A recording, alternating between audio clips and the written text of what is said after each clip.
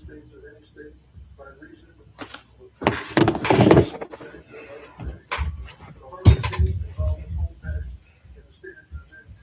The Supreme Court threw out the elements of poll tax.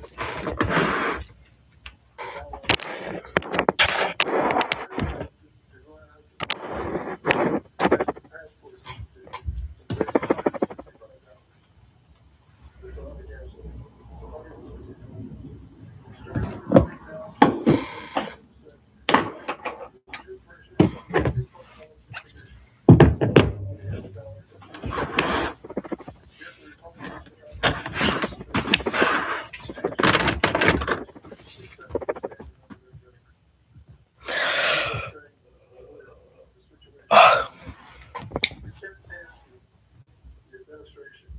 What their goals were with the invasion of Iraq. Do you remember the public hearings, the congressional hearings, where they sent in the Secretary of Defense, Secretary of State?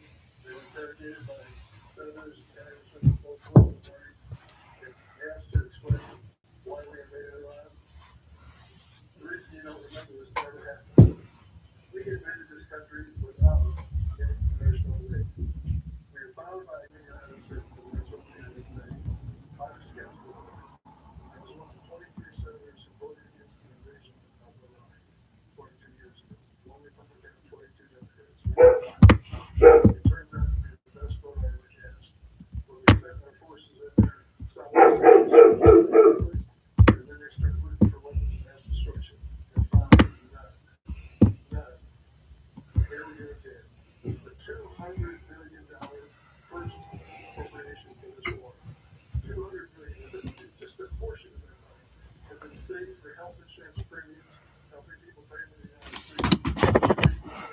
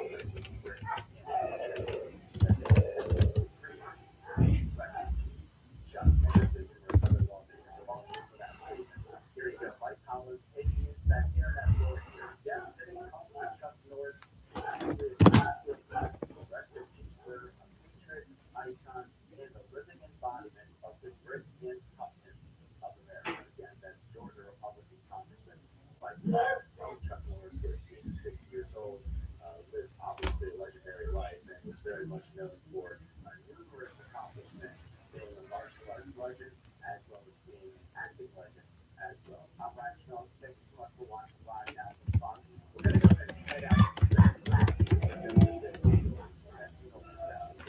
round. But right now, this is the debate. This is the match. So this is not at the NFC. We're going to go ahead and get out to that second.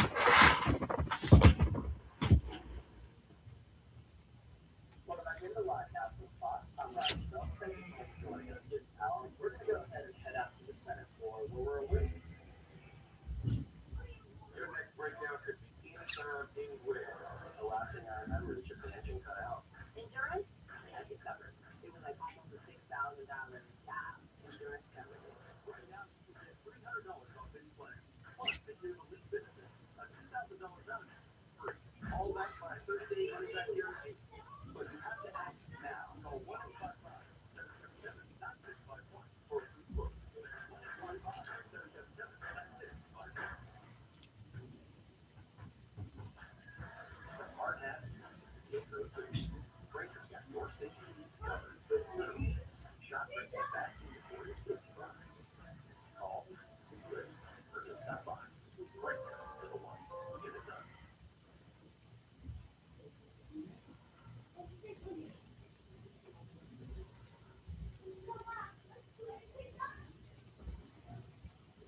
Mr. Butler.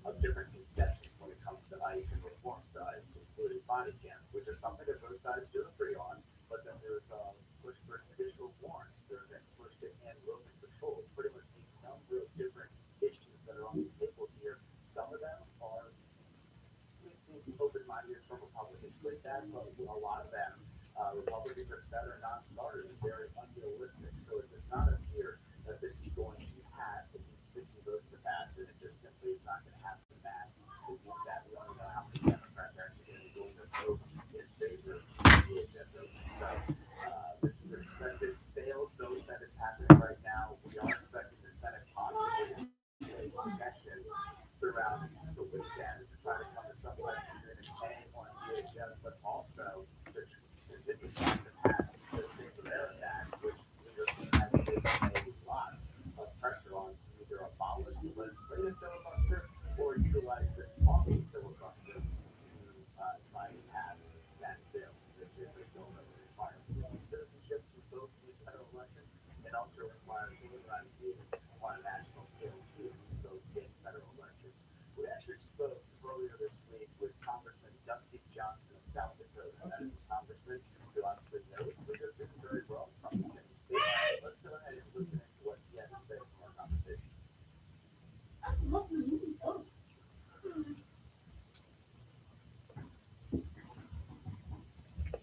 Dakota Congressman Dusty Johnson. Congressman, thank you for joining us. Thanks for having me. So, what do you think of where things are actually? I'm sorry, that is including the possibility of airports remaining shut down for an extended period of time. Do you think we're at a breaking point here?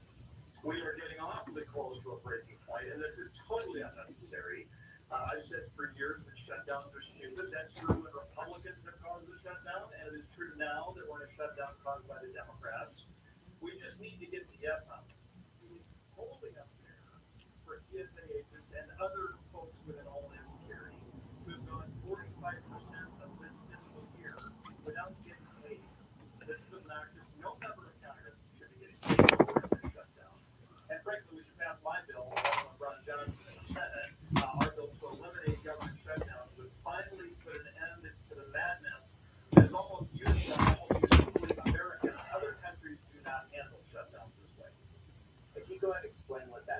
this and kind of what it would do? Yeah, for most of our country's history, when the politicians missed a deadline, we just kept the level of funding for the next month that we had the previous month. And that's what most countries do. They just keep the budget rolling. We in the 1970s, in part because of the legal opinion from President Nixon's general counsel, created this brinksmanship where we hit these big fiscal cliffs that don't run like politicians, but instead hold hostage the American economy and these federal employees. It's obnoxious. We have the Coast Guard not getting paid. I think there is a much better way. When you got folks in Houston who are being told to show up 4 or 5 hours early for a flight, that dog is not going to hunt. Congress better figure this out right now. John Boone is a South Dakota, just like yourself, is facing a significant amount of pressure from fellow Republicans to get the same act passed, to potentially utilize the talking filibuster, to bypass the filibuster altogether by some. How do you feel the leadership is doing this right now? Considering that it's kind of resisting those temptations to get rid of the filibuster, instead is trying to have a vote, but that vote looks destined to fail. Yeah, well, first, I'm no expert on Senate policy. I am awfully glad that the Democrats did not get rid of the filibuster when they were last in control of unified government. Some of the more exotic voices in their party promised to have 4 liberal Supreme Court justices. That would have been a disaster for our country. They promised to make Washington, D.C. a state, and that would just be a naked power grab. Now, that being said, if you're looking at the merits itself of the SAVE Act, this is a no-brainer for me. I was an enthusiastic supporter and a leader on that bill. South Dakota already does so many of these things the right way. And though you do have control of photo ID in South Dakota, it is not disenfranchised people. And I find myself being a little insulted at the idea that Americans who are able to use a photo ID to buy a 6-pack of beer, pick up football tickets at will call, get onto an airplane, check into a hotel room, somehow can't figure out how to get a photo ID to go home. And by point out too, polling does suggest that the majority of Americans, both Republican and Democrat, do support voting and photo ID in order to vote. But when it comes to how this is going to happen, getting those votes, there are some complications, and they sink down in the House too. We have Congresswoman Anna Paulina Luna wanting to say that the tax bill FISA reauthorization, and Speaker Johnson has indicated we could see a vote on that warrantless surveillance program coming up soon, which by note that it's known to be very efficient when it comes to the tax with the fear of the tax code is a lot more prevalent. But there's also some on the right and the left that say that they would not support a FISA reauthorization unless there's significant reforms to the program, because there has been citations all the way back to President Trump saying that this program has been abused and used to weaponize against people. So, do you think that is going to be a concern if members of your own party that will stick with you on FISA reauthorization if they don't get what they want this situation? Conservatives are good at many things, but we're not very good at sales. Sometimes we don't let people know about the successes we've had in the past. Every single time that either pardon FISA has been reauthorized law in Congress, we have made major reforms. That doesn't mean the program is perfect yet, but it does mean that the civil libertarians among us have fought and screamed and flashed and scratched and won major concessions. To me, this is not a either or. This is a yes and. Yes, we need to keep an eye on the bad guys, and we need to protect the civil liberties of Americans. To do anything other than both of those, I think would be a terrible mistake. And so, listen, I'm all for getting FISA done, and I'm all for continuing to make that program better every single time we can. I do think figure authorization is more important now, considering the fact that there is a major concern about what could happen with the Iran conflict and potential attacks on the home front. Well, we absolutely cannot take away a tool from the intelligence community right now. We're living in dangerously uncertain times. This is an evolving issue. I know that the speaker says FISA may be up next week. This is moving pretty quickly. There'll be a large group of people who, like myself, who want some additional reforms of FISA. But the politics of the time, they may be the next time to try to launch that multi-month conversation about reform. A short-term extension to give us more time to complete that work might well be wise. The next few days are going to be coming at it.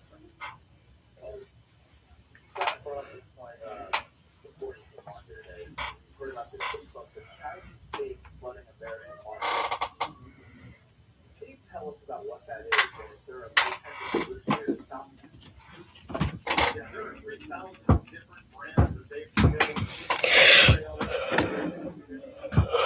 Tiny fraction, about 1%, have actually been approved for sale by the FDA.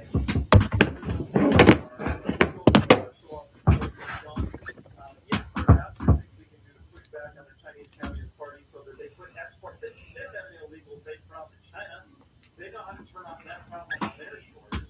To me, it is just a continuation of every single day feed by the Chinese Communist Party. They are poisoning our country. They are poisoning our networks through cyber attacks. They are poisoning our communities through fentanyl and meth. 95% of the precursor chemicals that go into fentanyl come from China, are shipped to Mexico through cartels so that they can poison our communities. And they're also poisoning our kids through their terrible algorithms on TikTok, and they're poisoning our kids through these Chinese dates. We absolutely need to draw a harder line against the Chinese Communist Party. That is one of the things that President Trump and I are most highly and closely aligned on. And what's your communication there with the White House about how they're going to go about cracking down here? Oh, the White House has been excellent. I've been on for 4 years. I've been on the select committee on China. I never really had the sense that many within the White House understood the size and the scope of the threat. Donald Trump gets it. And indeed, he was talking about the threat from China years before members of Congress understood the threat. When we bring important issues to his team, they absolutely get it. This last question here, we saw a resignation of Joe Kent earlier this week. He put out a pretty lengthy statement. The White House pushed back on that statement and some of the comments Kent made about critical of the administration when it comes to Iran. What did you make of this comment and this resignation and efforts back in the White House and their efforts here? I can't go into a lot of detail because that information has been provided to me in classified settings of the actual nature of the nuclear threat. I would say I was a little surprised that Mr. Kent spoke with such certainty because he obviously has access to a tremendous amount of information and it would also be prohibited by law from describing the nature of that information. I know Director Gabbard and others have tried to push back on him, but it's hard for them to fight that phantom. It's hard for them to say, here's this intelligence source, here is this geospatial imaging that we have, here is this information we have. And so I did not love how Mr. Kent left government. I do think reasonable people should be asking very serious questions about our involvement in this Iranian conflict. Nobody should be cavalier about this. We do need to make sure the Iranian regime doesn't have access to nuclear weapons or missiles that can hit our country. But when we start talking about choosing Iranian leaders or running an Iranian government, a lot of folks, including myself, get very concerned. We need to be focused on running one country, the United States of America. And so I understand where Kent's coming from. We should be measuring twice and cutting once before we get involved in anybody's affairs. And do you feel the Trump administration is consistent with those goals that you just laid out? I do think the military operation has been incredibly successful. I think you'd be an idiot not to believe that the military capabilities of Iran have not been seriously degraded and maybe eliminated. The question now is, so I do think the first, second, third priorities of this administration have been met. The Straits of Hormuz are a big problem. That is an issue that we need to resolve. I think before the president can pull back and obviously focus on the other major geopolitical threats facing our country. And this last question here, you replaced Christine in Congress. You're now trying to also succeed her or have a position she used to have as the governor of South Dakota. And former House colleague Mark Mullen is going to be likely taking over that position as DHS secretary. Christine's legacy should be as DHS secretary. And then what do you think about Mark Mullen taking her spot? In the last 10 months, there has not been a single, I'll repeat, a single illegal release into this country. It is an almost remarkable turnaround. Now, obviously, victory has 1,000 fathers and mothers, but Christy Mill was absolutely one of those mothers that worked hard every single day to restore operational control of the southern border. It's probably the most remarkable turnaround in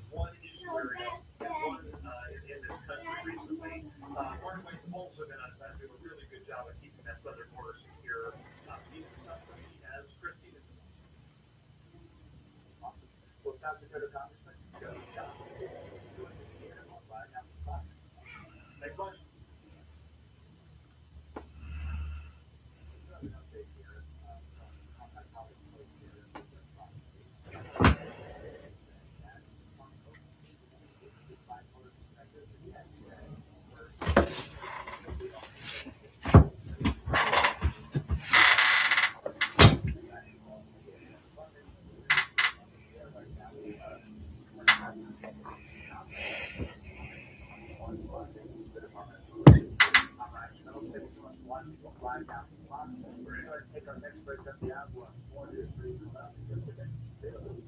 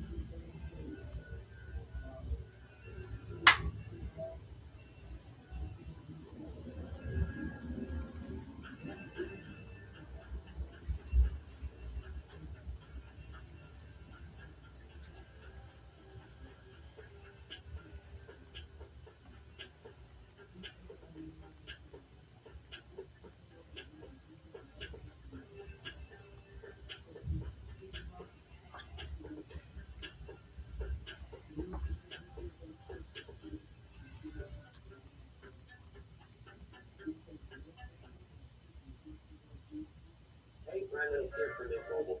I first did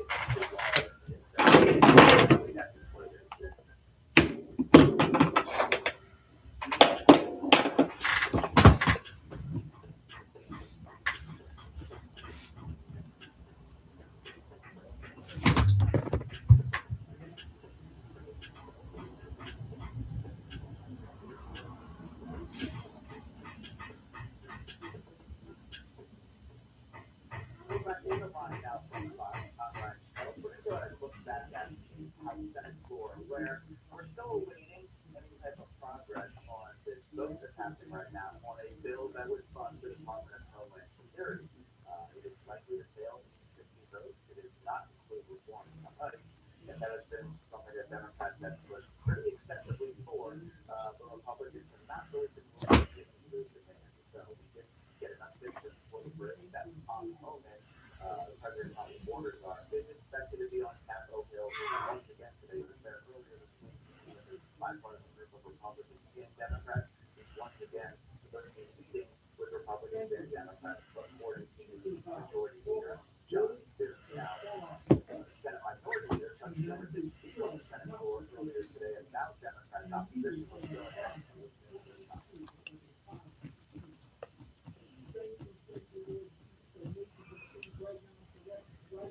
Reduce the lines at the airport. We are saying just do it, and here's for us. Negotiations to rein in ICE, and in the battle, it's still not going to go. There is a very deep disagreement. Republicans still have not accepted the American people want legislation, real legislation, to ensure the kind of brutality this can't happen again. But in the meantime, Republicans do not need to hold the rest of these agencies hostage. It's being said.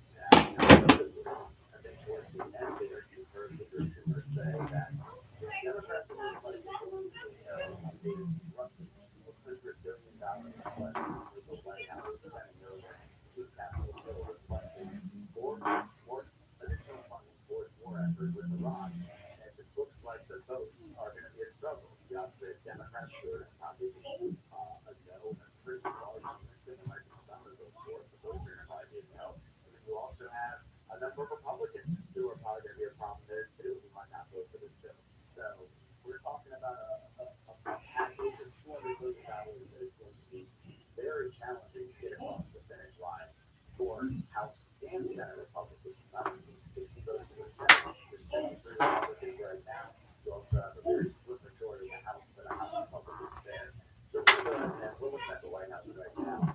We're also waiting a final vote for the Senate Republicans right now. The Senate floor is voting on the DHS funding package that would fund the Department of Homeland Security for an extended period of time. It does not include the reports from ICE that Democrats have been demanding as part of their push to essentially get more votes or pretty much a push to reform ICE. And a number of things is just not going over well with Republicans. It includes body cameras, which Republicans do support, but other things like the requirement for judicial warrants, a requirement for the masking to come on board, identification requirements for ICE officers. That's just something that right now Republicans do not feel that they can support. And this is all coming as we're seeing longer the wait times.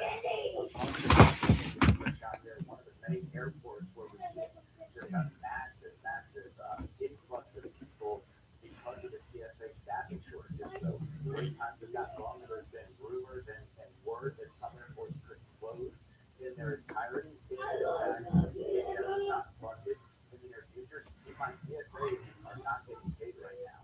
So that's leading to significant staffing shortages in numerous different places. So we're going to have to wait and see if TSA gets able to come to some type of agreement, or Republicans and Democrats are able to come to some type of agreement.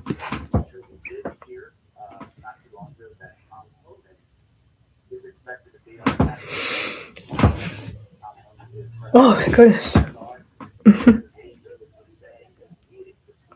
Republicans and Democrats about a path forward for DHS funding, but it appears that right now it's still not close to any type of agreement, that it's all still up in the air. So we're continuing to follow this. We'll see if any leader can come later today, but also the Senate is, in fact, they're going to be looking at on say that that's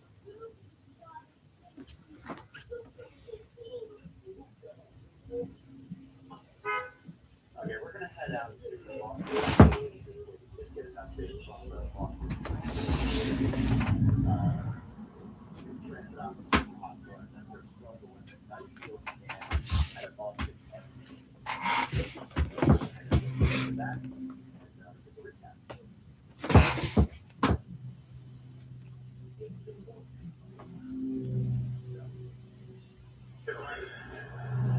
You good? Okay. Good afternoon, everyone. My name is Richard Sullivan, SULLIVAN, official lieutenant of police for the enemy today.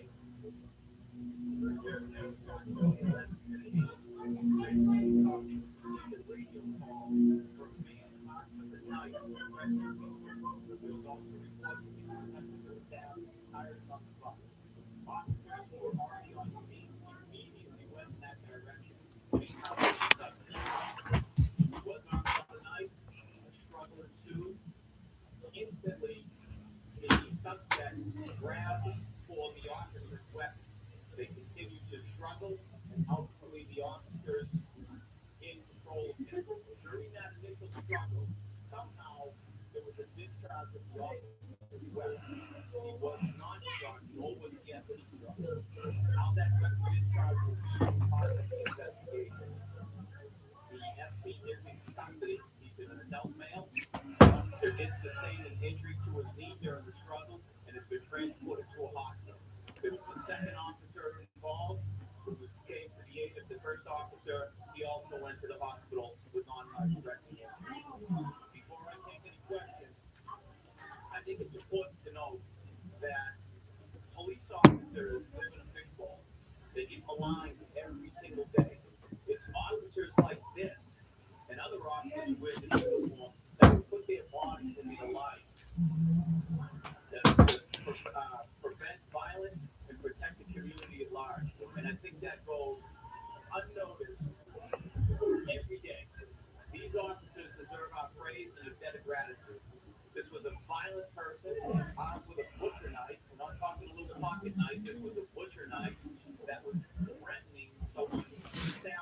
Hello, Mom. Welcome.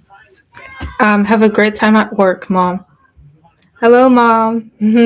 Thank you for joining. I'm going to speak a little quieter because I know you're working. But thank you for joining me, Mom. And you're at work. Good. Thank you for letting me know. Can you hear me okay, Mom? Can you hear me? Is my volume good here? It's at 100%, but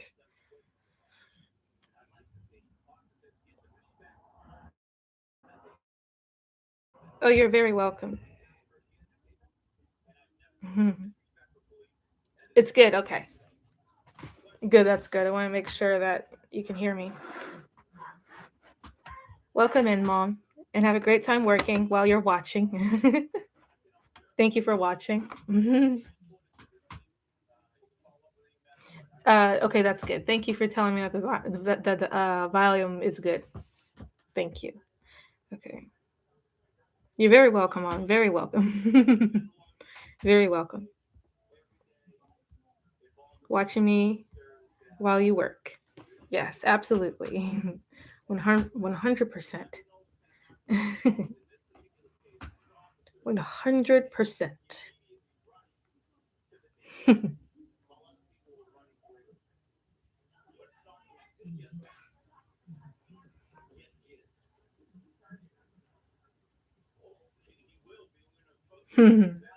Hugs and kisses to you, Mom. I see you. I see you. I see your emoji. If I'm too loud, let me know because I know you're, working right now. If I'm too loud, let me know, Mom.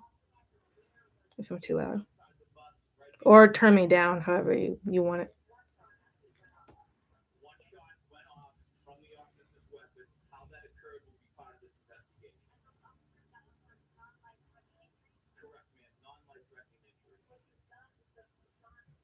Okay. Okay. I'll just whisper. What if I talk like this? I'll just play. But okay, good. Good. That's good. I know you're working, so that's good.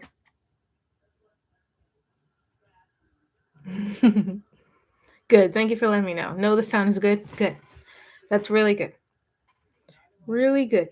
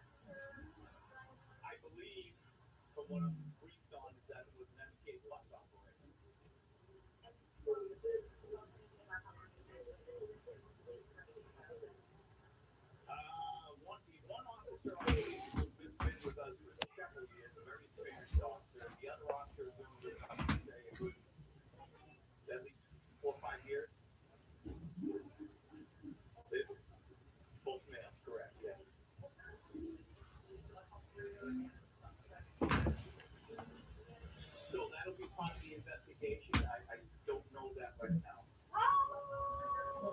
He was not.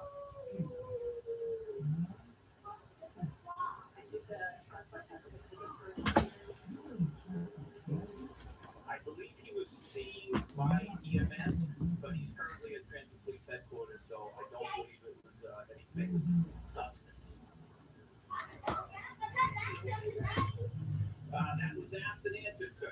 It'll be part of the investigation. I don't want to speculate on his history or his background at this point. Okay, thank you. Thank you.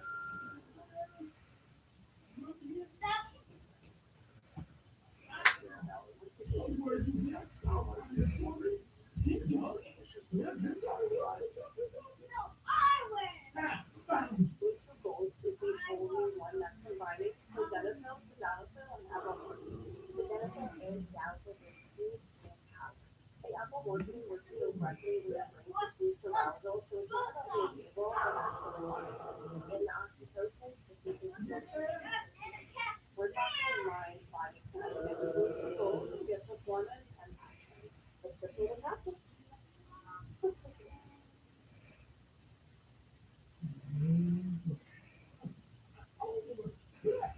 I don't feel like that's it. So I'm trying to, for good community, see if they're actually worth the high. First up, we're starting with this mission class and created with 42 gaps. So 8 by check was 8 by 7, microwave the top of the something.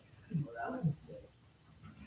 Oh, what? This is restaurant quality. And have sauce verde expired. We're also going to try this breakfast bacon over cheesecake deal with 87 grams of protein. I recently this one in the oven until it was crispy and gooey, then topped it off with that salsa roll. All right.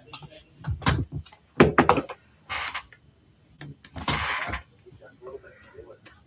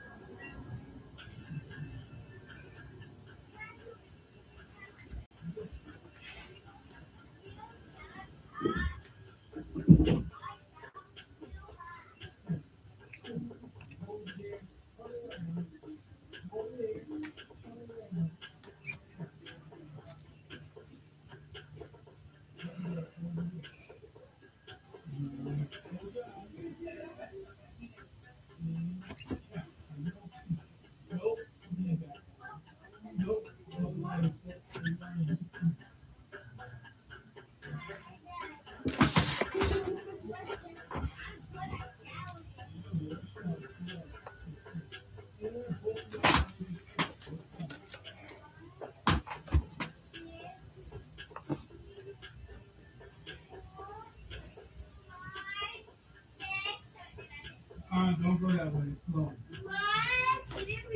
Nope.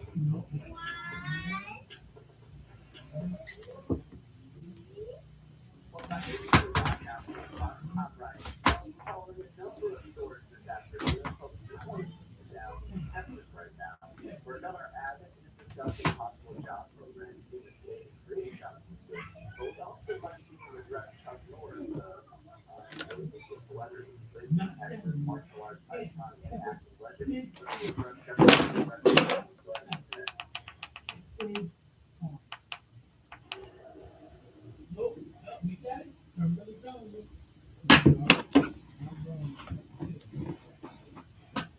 Words. Thank you. Thank you, Brent. It is an honor to serve as co-chair with you and this great leadership within the council. I want to thank you, Governor Abbott, for your leadership, truly making Texas the best place to live and do business. At the Texas Association of Business, we represent employers across every industry and sector of our state, and our mission is simple: to protect the Texas business climate and create opportunity for Texans. Our economic success has always been tied to the strength of our workforce, and we really appreciate the commitment from Governor Abbott, the members of this task force, the leadership of Chairman Esparza and the Texas Workforce Commission, and as well as co-chairing with you, Brent. This is an honor. We look forward to serving and the great work that this council will do. And again, Governor, we really appreciate your leadership on everything economic in Texas and workforce development. So we look forward to this, and thank you very much. Thank you. So thank you both to Megan and to Brent. So what they're talking about really is a byproduct of a growing movement that is bringing together both business leaders as well as labor leaders across the state. They share a common goal, and that is economic growth and good paying jobs. This facility that we are in today is just one of many examples like this across the entire state that unites those two mighty forces to put Texas on a trajectory to be even better economically. Already, Texas is the hottest state in America for business and labor opportunities. We rank number one for the most new jobs, number one for business expansion, the number one business climate in the United States. Texas ranks number one in so many important categories like exports, technology, and semiconductors. Texas makes everything from microchips to trucks to massive ships that sail the ocean. Our labor force literally built fighter jets that are being used in the Iranian war. They help to build LNG export terminals that are fueling the world. And they help to build SpaceX rocket ships that explore the universe. Here in Texas, we literally are building and manufacturing the future of the entire world. Well, for us to be able to maintain that dominance, business and labor are working together to meet the high demand for high-skilled labor. That includes high-demand jobs like electricians, pipe fitters, welders, plumbers, truckers, and a whole lot more. So what we've done through this new advisory committee that we put together is we've galvanized the partnership between business and labor through the Texas Job Council. It brings together business leaders like the Texas Association of Business, Texas Association of Manufacturers, the Texas Oil and Gas Association, the Texas Chemistry Council, and the Texas Association of Builders. It also includes labor leaders like Teamsters Local 745 and Teamsters Joint Council 80, Teamsters Local 988, Plumbers Local 68, International Longshoremen's Association, Heat and Frost Insulators Local Union 22, International Union of Operating Engineers 450, and Pipe Fitters Local Union 211. This council has been pulled out, is co-chaired by Brent Taylor as well as Megan Bartle. And we're going to be working together to ensure that we come up with the policies and procedures that will make Texas even better in developing a workforce. What this job council will do is, through the advisory board, they will prioritize strengthening the workforce pipeline that we have in Texas. That includes providing the existing workforce with resources that can enhance their skills. It means also equipping new job applicants with the skills that they need to be able to succeed in a new job. And it includes developing the premier job skill training program in America at high schools, colleges, and through apprenticeships. The council will meet monthly, with also having quarterly meetings that will include myself, the governor, and will work with state agencies like the Workforce Commission, the Education Agency, the Higher Education Coordinating Board, and the Texas Department of Licensing and Regulation. The council is going to focus on executive actions that can be taken immediately by state agencies, also policy and legislative actions for the governor's office and for the legislature to consider ahead of the next session. And the council will deliver a final report outlining recommended executive actions and legislative proposals. We stand united on all all fronts of the business sector to keep Texas number one for business, number one for jobs, and number one for workforce training that will assure great careers for generations of Texans to come. Happy to take a few questions. I'm gonna say on topic. Okay, we're on topic.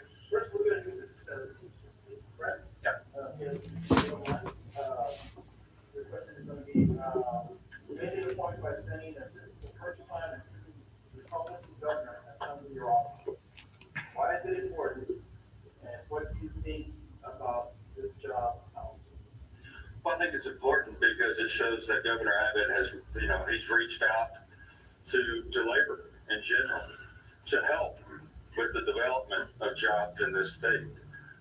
It's not, I see him not just going to the business side to try to maintain growth in Texas and jobs. He's actually reached out to me, us as union leaders, to help with the development of new jobs in this state. And again, I think since Ann Richards, I can't think of another governor that has actually reached out to us and to ask us for help and doing some of his foresight of what he sees in the future of this great state. So we're very proud that he's reached out to us, and we're more than happy to help, and we look forward to the future. Governor, and what Sure. the Democrats and Republicans may be surprised to see a Republican governor with the Teamsters Union talking about high-paying jobs. What is your message and how does it fit into your re-election campaign? Sure.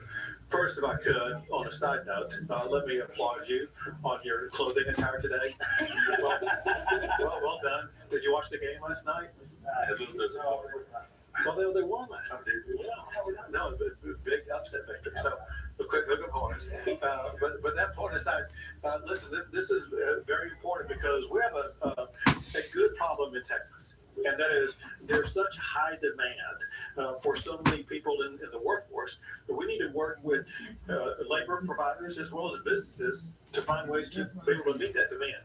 One quick example, I am told that there is a demand for as many as 10,000 more electricians in our state, many more pipe fitters, many more welders. We need this skilled, trained workforce to be able to meet the demand that our employers are bringing to the state of Texas. Again, going back, Texas ranks number one for all these economic development projects. We can only meet those project demands as long as we have the workforce that we can provide to those employers. This council will help come up with the ideas and strategies to train more skilled workers to provide those employers with the job skills they need. I got a question. Sure. In our outlying counties, Cranberry, that area, these data centers are contracted to go in. Those sites are controversial for the citizens there. There's a lot of jobs on the front end of that, of the construction, but once they're built, they're consumers of water and electricity that are going to gobble up those resources that are precious in Texas. How do you strike a balance between that sort of development and what is your administration looking at to make sure that those don't get out of control and run people off of their property? First, the concerns raised by citizens are valid and they must be addressed. We hear those concerns and we want to make sure that people, whether they be in Granbury or other similar, what I call rural settings, they're not going to have their lives upturned or destroyed or anything like that. And you make a point, the valid approach. There is a way that we can both achieve adding more AI data centers without disturbing the rural and even suburban settings that we have across the state. One thing that my administration has already been involved in is making sure that all of these AI data centers, they're bringing their own power. They will not be taking power from the power grid. They will not be driving up the price of electricity because they will have power on their own property, making sure that they will be able to keep their own lights on regardless of needing power from the grid. Second, they've emphasized to me that have done an inadequate job of educating the public they are using hardly any water sources. They use what are called closed loop systems, where they will use about the amount of water that one single household will use, and just keep that in a closed loop for pretty much an entire year. So they're committed to not draining local communities of their essential water. That said, I made clear to them they have a responsibility and duty to educate the public about what they're doing and how they are being good citizens as opposed to harming communities. But we as a state need to find a way that we can promote economic development while at the same time not disturbing the rural and suburban settings that Texas have come to love. My other question is, relates to labor. It's about the recent information that's come out about Cesar Chavez. Right. How do we reject the actions of one individual and still embrace the movement that he was the leader of? Sure. Well, for one, we needed to reject all the allegations, not just allegations, but what victims have talked about what he did. There's no reason to have a day honoring him, to have streets or whatever honoring him because of his past conduct. And so everybody from the right and the left have made clear that they want to eliminate his name from all these locations and all these days dedicated to him. But you can do that at the same time by recognizing the value that's provided, whether it be by farm workers or any type of people who are contributing to our economy. Listen, the reason why the Texas economy is so strong is because we have the best workforce in America. And so we want to constantly improve our workforce, advance our workforce, and honor our workforce for the value they provide to our state and to our country. Governor, question for you guys. Were you trying to seek the union's endorsement? For one, I am, but for another, I think everyone I've talked about so far has endorsement already. Yes, that's good. So everybody, I listed several unions earlier that are part of this council, and they've already endorsed my campaign. So I know this is a newly formed council, but is there any further snapshot right to this about the resources that could provide for the Well, there's the main thing that we can provide that we are seeking to achieve is to ensure a well-trained workforce. And let me just give you some examples of what we did over the past session or two. Texas invested $7 billion for workforce training programs in high schools and in colleges, including Texas State Technical College, to make sure that going back to the high school level, we're educating kids, helping students understand that a 4-year college program is not really right for everybody. And they don't even want that. And there are many students who can go through these work skill training programs and earn a salary more than what the governor of Texas makes. And so we want to provide that opportunity, and students are taking advantage of that opportunity and leaving high school, going directly into a high-paying job, or leaving a job skill training program, or going to an apprenticeship program and learning the skills needed to earn a good, solid paycheck, raise a family, and be a contributing member of the great state of Texas. Because continue to build coalitions like you have behind you, how does it make you feel personally because of what you do, make businesses and your next breakdown could be anytime, anywhere. Get covered today and make Endurance pay for it. It was like almost a $6,000 job. Endurance covered it. Right now, you can get $300 off any plan. So call and get your free quote now. Just didn't find that there was an organization that was putting enough resources into learning things that will, I think, help millions of dogs live much longer lives all over the world. The Farmer's Dog Farm did a medical ethics study at Cornell University. So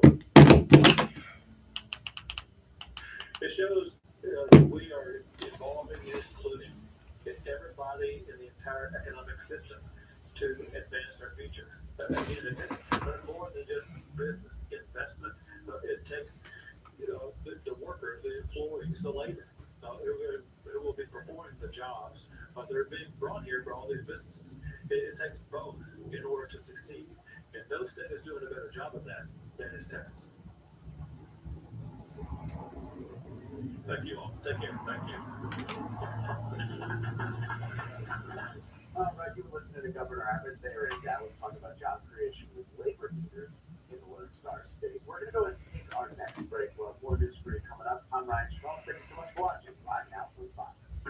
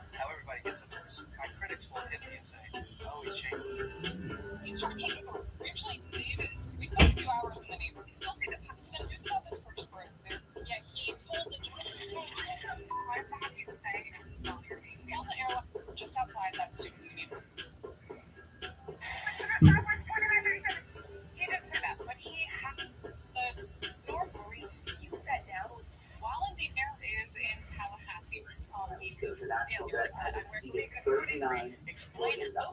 We're now being joined by Chris Towner with the Committee for Responsible Federal Budget. Chris, thank you so much for coming on. Yeah, thanks so much for having us. So what's your initial reaction? I think it's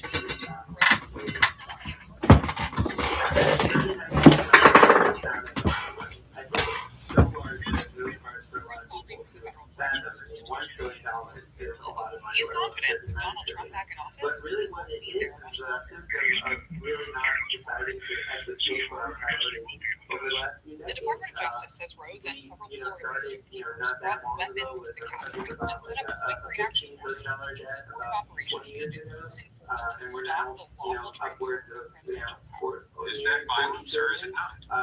Depends on who's reading it. Road's attorney says the interpretation of the law around seditious conspiracy might fit because Trump has sent out lewd and nonviolent offenders to Rhodes says the oath keepers were only at the Capitol to provide security. He took that to trial and lost. He's now served nearly 3 years and 18 years in seditious conspiracy. Whether it be something like the Iran war or any other kind of economic shock or pandemic, That's a notion that strikes a chord with Representative Jim Costa. Overthrow the government. And I don't see anything nonviolent about that. He serves Fresno, California, where Rhodes was born, and he was trapped inside the yeah, Capitol. I mean, the debt is definitely a bad sign to markets. Markets love having so much national debt because they get to trade that as a debt instrument. The US dollar. The family's Christmas present this year could be just, there is still a lot of confusion about The fact that we continue to borrow more and more and those interest rates are not just the fact facilities right behind me. You can see that you are Corey DCF says interest rates of the rest of the economy. So it the makes it sheriff harder for says someone to Jason have a Valley mortgage that's affordable, harder you for a are car loan, credit card Corey loans, DCF those says businesses there's an flow through all of that. I think what's also really important is that debt slows the economy. Every dollar that the government has to borrow means at least 33 So Marie, you cents were less accusing investment throughout the this entire rest of the after economy. in or out. Over time, that Right really now, builds up, even right? We're we're going to seeing eventually traffic see it back up slowing now. down They're growth, too and to the It point is where, hard to we wrap might your be head. at a very stagnant I rate am that 55 feet in the air, and what something Crossley about it. Green And the wants longer people we to wait, the more likely believe it is he that we're is going to make pretty innocent. drastic The court measures to system try to get is our borrowing never under control. going to do that. But he Some is of the still fighting for his conversations I've freedom. had with We are now less than in interviews we've shown, the jury is deliberating as we speak. At Yellowbear, there are construction projects is actually meant to improve stormwater. This is read up to live right now. So Marie, the reports that passed 7. These are some of the These biggest are contributors the to national debt live tonight in Orlando. So Marie, you Yeah, just absolutely. More I mean, things we're Lieutenant Sheriff continuing Dee told to me that borrow she has for a not lot been of in areas contact that with him we for the haven't paid past for. time. I At also the damage mentioned here, that the this other side real is estate budget is taxes. bankruptcy trustee has The deficit, the difference between spending and taxes is running almost $2 trillion annually. By having so much borrowing, you can't really cut taxes any further because that will make the Edinger is joining us live tonight. Edinger, she is it joining. makes it really hard for us to spend more money on defense, spend more money on investments in children, and we're already spending a huge portion of our budget on Social Security and Medicare. If we choose not to touch either of those programs, we're taking about half of the budget off of the table to make changes to it, and you really have to squeeze out everything else. So it really will require tough decisions if we want to get that under control, and that means maybe making changes to Social Security and Medicare that reflect longer living lifespans and reflect ways that we can reduce the cost of healthcare generally. It also probably means asking people to pay a little bit more in taxes. We have mostly cut taxes over the last 30 years. We haven't really affirmatively raised them. So there's a lot of solutions out there, but they're really tough. Last year. And a lot of times we've seen some of the biggest debt accumulation in our country really comes from military conflicts. And this week, the White House. Yeah, I was here though as all of those details were just package still paid for the conflict in Iran. with two Is that different a First concern Amendment sign to you attorneys. that the United States wants I to talked really with pass a few parents about this. New Hampshire suddenly has hope to have a Yeah, house absolutely. I ready mean, by $200 billion Christmas. is a I lot talked more with than a few parents about this, and $50 there billion. is some Now that's voters in New Hampshire suddenly have that is a lot of money to spend, especially when the Pentagon is already spending about $850 billion. Today we dug into the timing of DeSantis' decision to drop out and looked into what we can expect moving forward. we don't have a clear path to victory. Even for those who figured Governor Ron DeSantis might eventually end his bid for president, I was shocked at how quickly it happened. so why now? The writing was on the wall about this house. Part of the decision may have come down to finances. Although DeSantis raised a lot of money at the beginning of his campaign, most of it was locked up until the general election. He actually had less cash on hand than other contenders. DeSantis and money. Had plenty of money. They ran through it. They never were able to fundamentally change the dynamic of the race. Political science lecturer John Henley explained, Iowa made it clear DeSantis was in a race for first loser. He was at risk of hurting his There's hope to have the House ready by Christmas. Jim LaFave really only has one question. City of Ocala. I'm at Fire County's emergency planning season is right around the Big Bennett has this area of the home is the stores in the mall have stored for a lot of retention puppies. Tequila. She is this is the CC at Hyatt Ground Museum. 35 Maria Edger's line of all before the cities. Yeah, the Florida Department of Transportation, this area was blocked with people who live here. Josh, and I talked with over half a dozen people in the Denell. We'd like for this to be a positive update. Did neighbors have any idea this was going on? Really just feed from their home? What are the sights and sounds you picture? Heard our story, fought for our story. I don't believe we would be where we are. It was here first on Fox. It was like it shows a post punching the customer. Standing in the lobby of a post office. Our big story at 5:30 is county firefighters say they're. Lots of us just spent Thanksgiving with loved ones. There wasn't a. Should I wait for that? man who was detained in Door County School District told me they're seeing the power of this storm. It's stuff that'll just drop your... Door County School District told me they're still trying to figure that out too. Meanwhile, the mom I spoke with says she's trying to pull her kids out of public schools because of this. When I first heard about it, I was literally in shock. I gotta do something about this. This is not right. Yes, it's a mistake and it happened, but this is not okay. I don't want it to happen again. This is the letter the school district sent out telling parents about the flu shot. Bringing my candle, all of a sudden you're screaming. You look up, you see people rushing towards. Floor was led by a local detained told me after months of meetings leading up. Experts say one of the... More today about the lead up to the shooting. Yeah, Anderson. This is just wrapped up in a bunch of... is still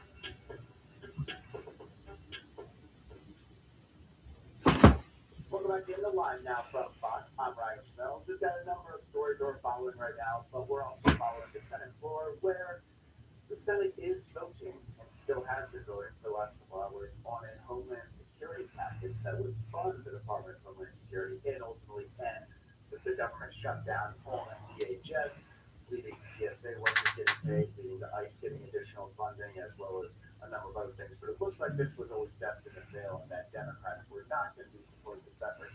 Now, for my colleague Kelly Ferris, we do have some more information here, and that is that the Senate has been continuing to debate the Save America Act since Tuesday, and this weekend they will take the first vote on an amendment to bring the bill up in the standard that President Trump is demanding.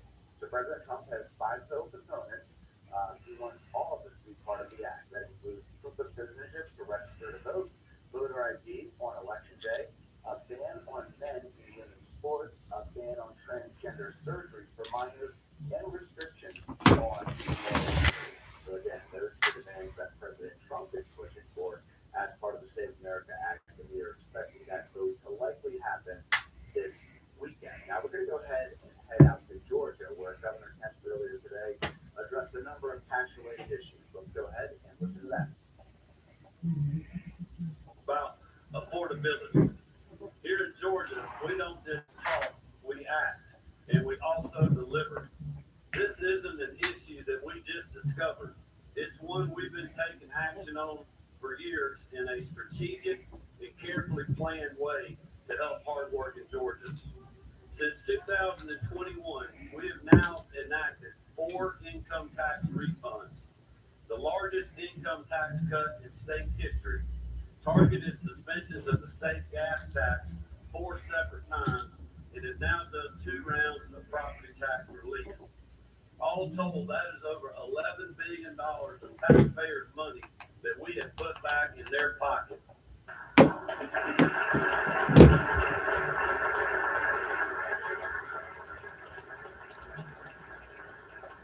And when you look around the country, you have other states like California and New York who are facing budget deficits and considering raising taxes on their citizens. But here in Georgia, we're using a budget surplus to return money to the taxpayers. So when you hear politicians telling you this year they know how to spend your money than you do to fix economic hardship, remember this team has actually been fighting and delivering for you. And we've been doing it long before campaign season. Today is just the latest step we're taking, and it's one that will help all Georgians as they work to make ends meet. Today, first I'll sign House Bill 1000, one of my top priorities this session, carried in the House by my floor leader, Matt Gamble, and my other floor leader in the Senate, Senator Bo Hatchett. This bill is the 4th such refund we've been able to give since I took office. Just like in past years, eligible Georgians who filed the previous 2 years will receive up to $500 for joint filers, $375 for heads of household, and $250 for single filers. And just like before, this measure doesn't pick winners and losers. It helps all Georgia taxpayers. That money isn't just a number. It represents help with groceries, rent, bills, clothes for your kids, and other needs facing Georgia families. It's meaningful relief for working Georgians at a time when they badly need it. I'll also sign House Bill 1199, sponsored by Representative John Carson and carried by Senator Chuck Hufstetler. This measure puts us in alignment with the federal tax code, but perhaps most importantly, for the immediate needs of Georgians, it will suspend our state's motor fuel tax for 60 days upon my signature. In the coming days and weeks, as retailers get new shipments of motor fuel, those prices on the billboards will not include the 33-cent excise tax on gasoline and the 37-cent tax on diesel fuel. I'll close again by thanking our partners in the General Assembly who have been laser focused on helping us support hardworking Georgians. We really appreciate y'all's hard work. With that, I'll turn it over to the Lieutenant Governor, who will be followed by Speaker Burns. Governor Jones. Thank you, Governor. Thank you, Governor. Greatly appreciate the introduction and greatly appreciate your leadership on, once again, a monumental task and trying to you put money back in the pockets of hardworking Georgians. That's what this entire session has been about this year. And when the media is talking about we have competing issues going on between the House and the Senate, I tell them, no, we actually don't. We want to get income tax relief. We want to get property tax relief. So we're working together on getting this done. And that's why I appreciate the governor's leadership and also the speaker's leadership, House leadership, members of both the House and the Senate leadership have been working great together. And, you know, we're in the home stretch now. So tempers might flare a little bit, but it'll be all right. It'll be all right. We got 5 days to go, but it's always nice to have something that we can all unite behind. And with this initiative, the elimination of the gas tax for the next 60 days, and also signing the rebates once again to put money back in the pockets of hardworking Georgians. So thank you. We'll continue to work hard for the next 5 days and finish this thing strong. And look forward to seeing you on day 40. All right. Thank you.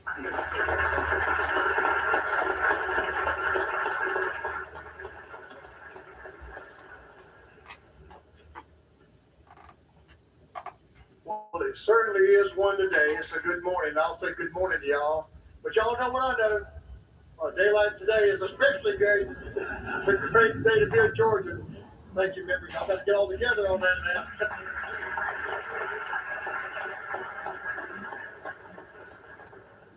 Governor Kemp, First Lady Marty Kemp, thank you for your steadfastness over the years that you've been leading this state as you continue to lead out and go out on a very, very strong note. And we appreciate you both personally and what you've done for the people of Georgia. Thank y'all so very, very much.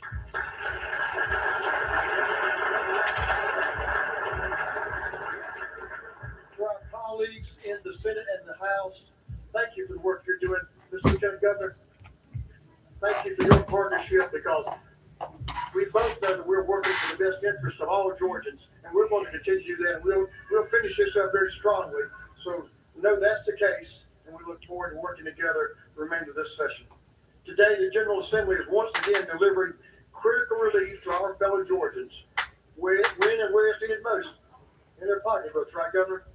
We're all feeling the pain at the pump as instability in the global oil markets causes the cost of fuel to rise across this country, but especially what we're concerned about here in this state. Earlier this week, the House met with hardworking Georgians in the trucking industry who are facing nearly a $2 per gallon increase in diesel fuel prices, while every driver across the state feels the strain of these rapidly rising prices. We are anticipating and prayerful a quick and successful end to the conflict overseas that is causing these increases. But the House knew that we couldn't wait to ease the burden on countless Georgia families, citizens, and businesses across the state, which are why we were proud to put the language in House Bill 1199. Now, in just a few moments, Governor Kemp will sign that bill, making it as he.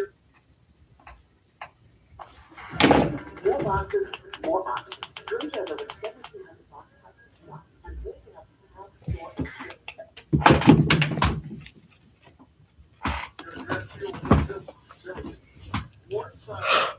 Oh my goodness, I keep on yawning.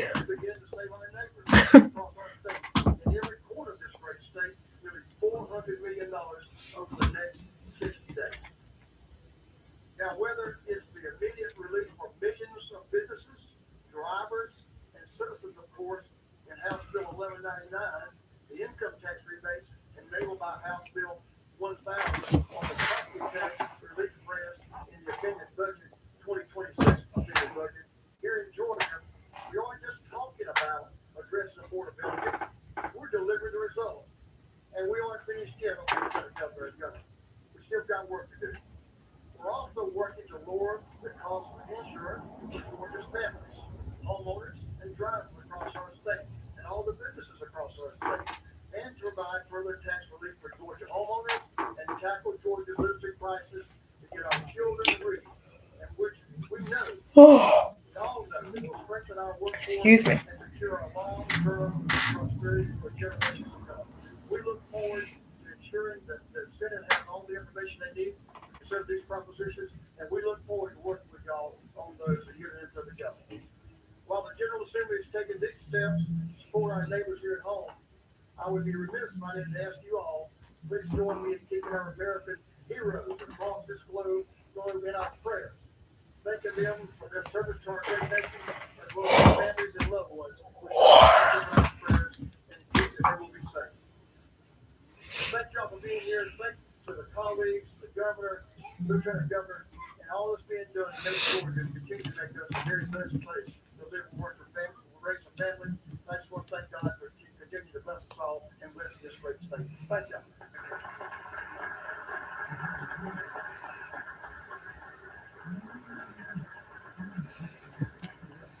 Well, thank you, Speaker Burns, Lieutenant Governor Jones. Again, thank you to the great folks in my administration, but also the members of the General Assembly for your work on both of these pieces of legislation. I know that you all have a busy day and need to get back home after a long, busy week. So we'll move to the table and sign these bills and let you guys get back to work. Just for our friends in the media, Director Dunn and Commissioner Burge will be available if you have technical questions about when this is going to be implemented, timing, and other things. They'll be glad to make them available for that. But with that, we'll move to the table and get these bills signed and get some relief to hard-working Georgians. Thank you for being with us.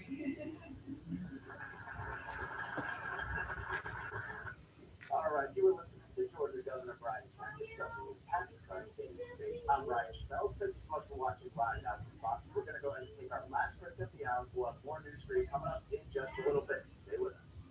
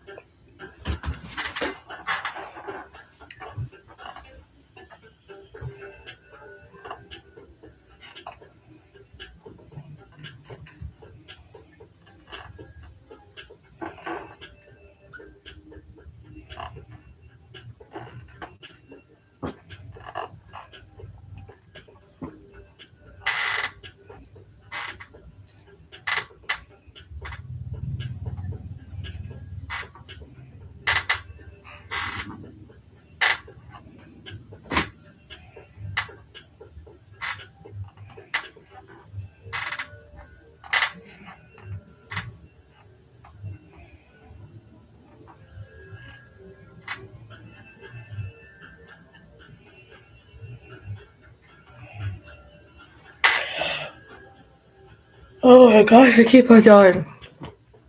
Keep on yawning. Sorry, you guys.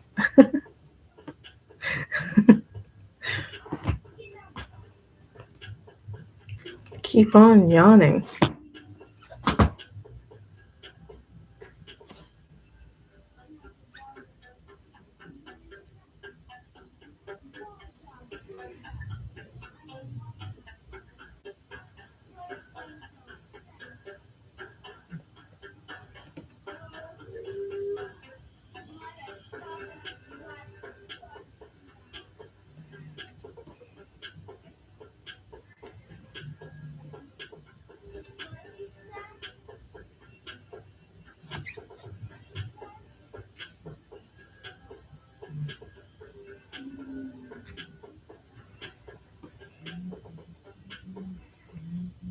Welcome back into Live Now Fox Online. Notice that doesn't agree for today. Christina will take over in just a little bit. We're going to leave you with the Senate GOP having a press conference on protecting women in sports. Let's go ahead and listen to that. Have a great weekend, everyone. Well, good morning, everybody. Thanks for coming, and great to see everybody on a beautiful Friday here in DC.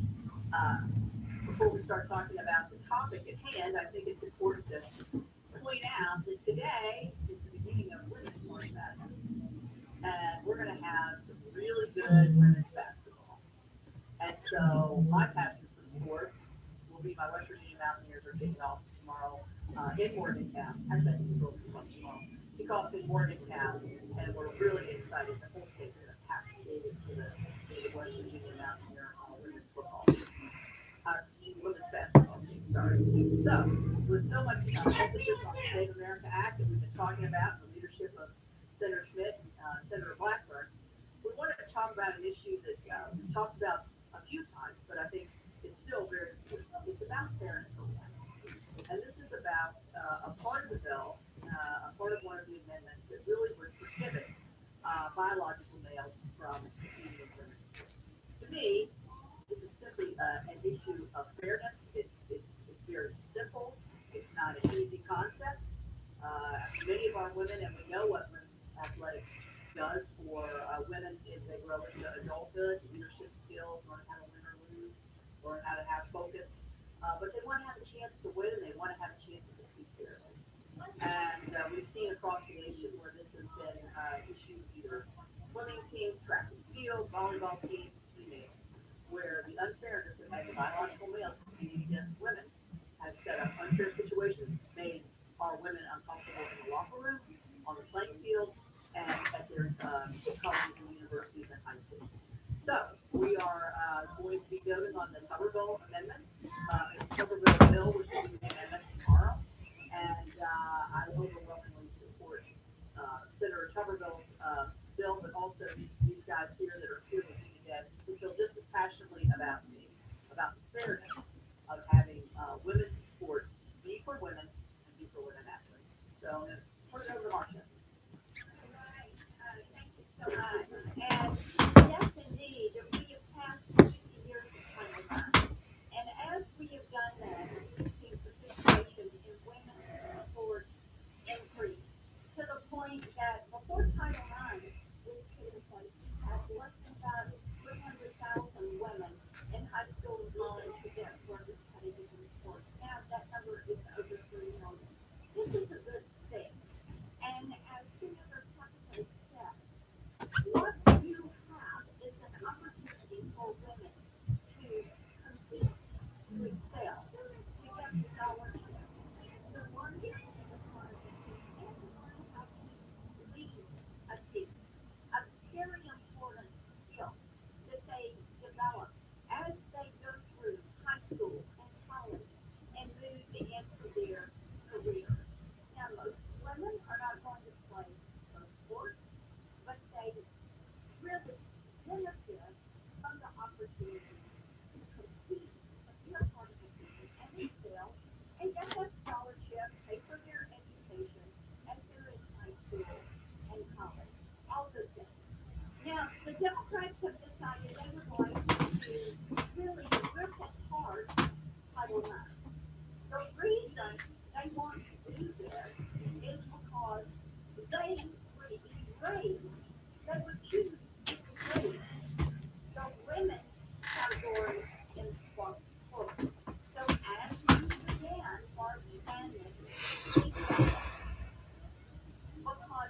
remove that opportunity for women. And I will tell you this, in Tennessee, right now, today, there are girls on spring break that are out there bouncing that basketball in the driveway at their house, dreaming of being a lady ball and playing for the balls, dreaming of playing for Vanderbilt, because seeing these female athletes, they watch how they train, they get into supporting them and cheering for them, and they also want to be able to know that experience. So, keeping boys out of girls' sports, protecting girls' sports, protecting Title IX, we're going to provide the opportunity this weekend for our colleagues across the aisle to cast that vote. Are they going to support women, or are they going to tear it down and demolish the opportunity for females in sports? We also are going to provide them the opportunity to weigh in on gender mutilation. This is something many states have outlawed, the gender mutilation of minors, and prohibiting these transgender surgeries against minors. So they'll have the opportunity to weigh in on that. As we know, many countries have banned this. We know many states have already disallowed this. Many medical facilities have disallowed this with minors. And we will provide that opportunity for them to stand with and support children, or to push for that to continue. So I'm going to turn it over to Senator Schmidt. Thank you, Senator Blackburn, and Senator Capito, for your leadership on this. But we are going to have an opportunity to see what people stay up over the next few days on a whole host of issues. We've got the underlying substitute amendment that saves our elections, and of course, saving our kids and saving women in college sports. And so I appreciate their leadership. And I just think so many times in Washington, we get caught up in kind of this day-to-day financial things. And when you're at home, when you talk to like big people outside the government, this is the kind of stuff that they can't believe we actually have to debate up here. They can't believe that we would allow men to compete in women's sports. They can't believe that people like Peyton McNabb, a female volleyball player, has permanent whiplash, had a brain bleed, and a concussion because a man pretending to be a woman spiked the ball and hit her in the face. Like, this is the stuff that drives people nuts. And this is what the Democrats are willing to defend. They're willing to say to women, you don't get to keep your own locker room. You don't have your own privacy. You don't have your own space to compete on a fairly a level playing field. They're willing to say that 2,000 awards have been taken away, and women have been pushed aside for men to stand at the top of that podium as opposed to women. Sports have played a very important role in my life, and from a kid into college. And it does for women too. It teaches a lot of important life skills, how to show up on time, the work, the preparation, the process, competition, sportsmanship, all those kinds of things that translate into people being leaders. And Republicans are saying, we support that for women. Democrats are saying, no, actually, we're going to sacrifice all of that to the altar of wokeness. All right, any questions? Yes. I need to ask about the vote that you guys are meeting tomorrow, and I understand the president was sort of added these three separate things to what he wants to take as action, and standing from the surgery money and protection of the sports, and also the mail-in voting. Why tomorrow when this is vote only couple those two points that Senator Blackburn outlined together and not the Yeah, can I address that? So, the way they get into too much process here, the tree is being built, the amendment is being built. So you have the base bill that came over the House, my substitute amendment that has all 5 of the president's priorities and the priorities of the American people. That is sort of sitting there. What we're going to do is individually offer some of these amendments that are also in the substitute bill that I have. Ultimately, we are going to vote on that as well. We're going to vote on it as a package that includes the mail-in balloting protections as well. Well, no, we're doing one at a time. So we'll have a vote. Tomorrow we'll be on the preventing men from competing in women's sports. Then the next amendment vote we will likely have will be the protecting kids from transgender mutilation. And then ultimately we will fall back to the president's priorities of, making sure you're a citizen, American elections are for Americans, voter ID, protections for mail-in balloting, the mutilation, preventing mutilation of our kids, and protecting sports, from men in their sports.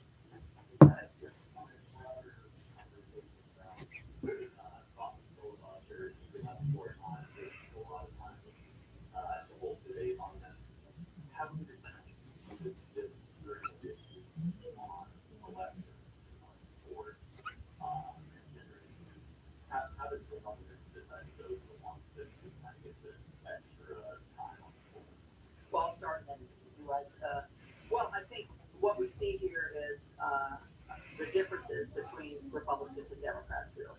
And it's not just in terms of elections, it's in terms of, as we're talking about today, biological males and women's sports, gender mutilation, mail-in balloting. These are issues that are important to American people. They're issues that we've tried to work on in the past, but they're extremely important to President Trump. And I think you saw it come over. When it came over, it just had the two provisions of citizenship and voter ID. And so, yesterday, I think yesterday was quite an interesting day because our colleague, Senator Husted from Ohio, offered unanimous consent on the heels of Senator Schumer saying voter ID seems sort of, I don't know the exact words, but it seems to be more accepting of voter ID. So Senator Husted from Ohio says, okay, let's vote on that separately. And we couldn't even they knocked that down. So I think what we're seeing here is the stark differences between not just our philosophies, but our belief systems in several things. And we've been together. Anybody wants to add? I would just say that the reason they're tied together is when President Trump gave his second inaugural address, and this is historic comeback, that a lot of people dismissed that the opposing party tried to throw him in jail for the rest of his life. And the American people sent President Trump back here, and he talked about a return of common sense. This is a common sense package. You really, 80-20, 90-10 issues, even Democrats support this. In fact, if the ghost of Chuck Schumer in the 90s could whisper into his ear and tell him to vote for this, we would welcome that, because Chuck Schumer was all for voter ID just a few years ago. What has changed? What's changed is that Democrats have completely lost the way. They've lost touch with the concerns of real Americans, and I think this package draws that distinction. All right, as you see, we were listening in to some of those Senate GOP lawmakers. They're taking more questions from reporters on Capitol Hill a bit earlier today. I do want to thank you for being with us here on Live Now from Fox, as we are now in a new hour. I want to thank my colleague Ryan Schmelz, who has been with you for the last 2 hours, taking you through today's top stories. My name is Christy. After 13 years, I did not expect to be acting like a girlfriend again, but here we are.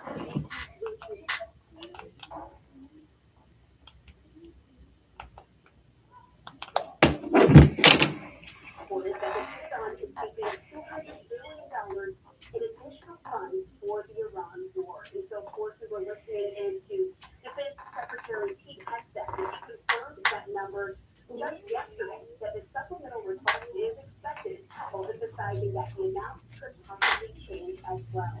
This comes as there is concern among lawmakers on both sides of the aisle, and of course criticism over the cost of the war, which is currently in its 21st day with no clear end in sight. And to talk a lot more about what we are now seeing and where this could possibly go, I do want to now bring into the conversation Dave Lawler here with Axios.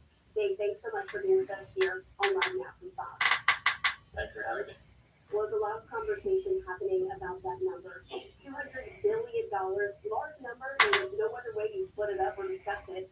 I have to ask you, as we're looking into what this means, have we heard from Secretary Hegseth at all about what these additional funds might be used for?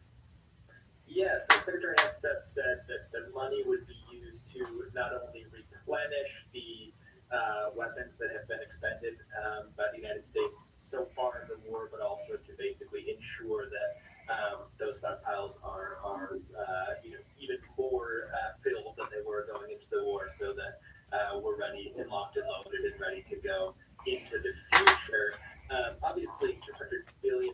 is a whole lot of weaponry, particularly considering the Pentagon already spends $1 trillion a year. So this is a pretty eye-watering number. We've already seen a couple Republicans on Capitol Hill say that this sounds a little bit high to them, but of course they said, listen to Secretary Hegseth, what specifically he's asking for, because up to now, the spending on the war has been nowhere near $200 billion, at least according to the public reporting.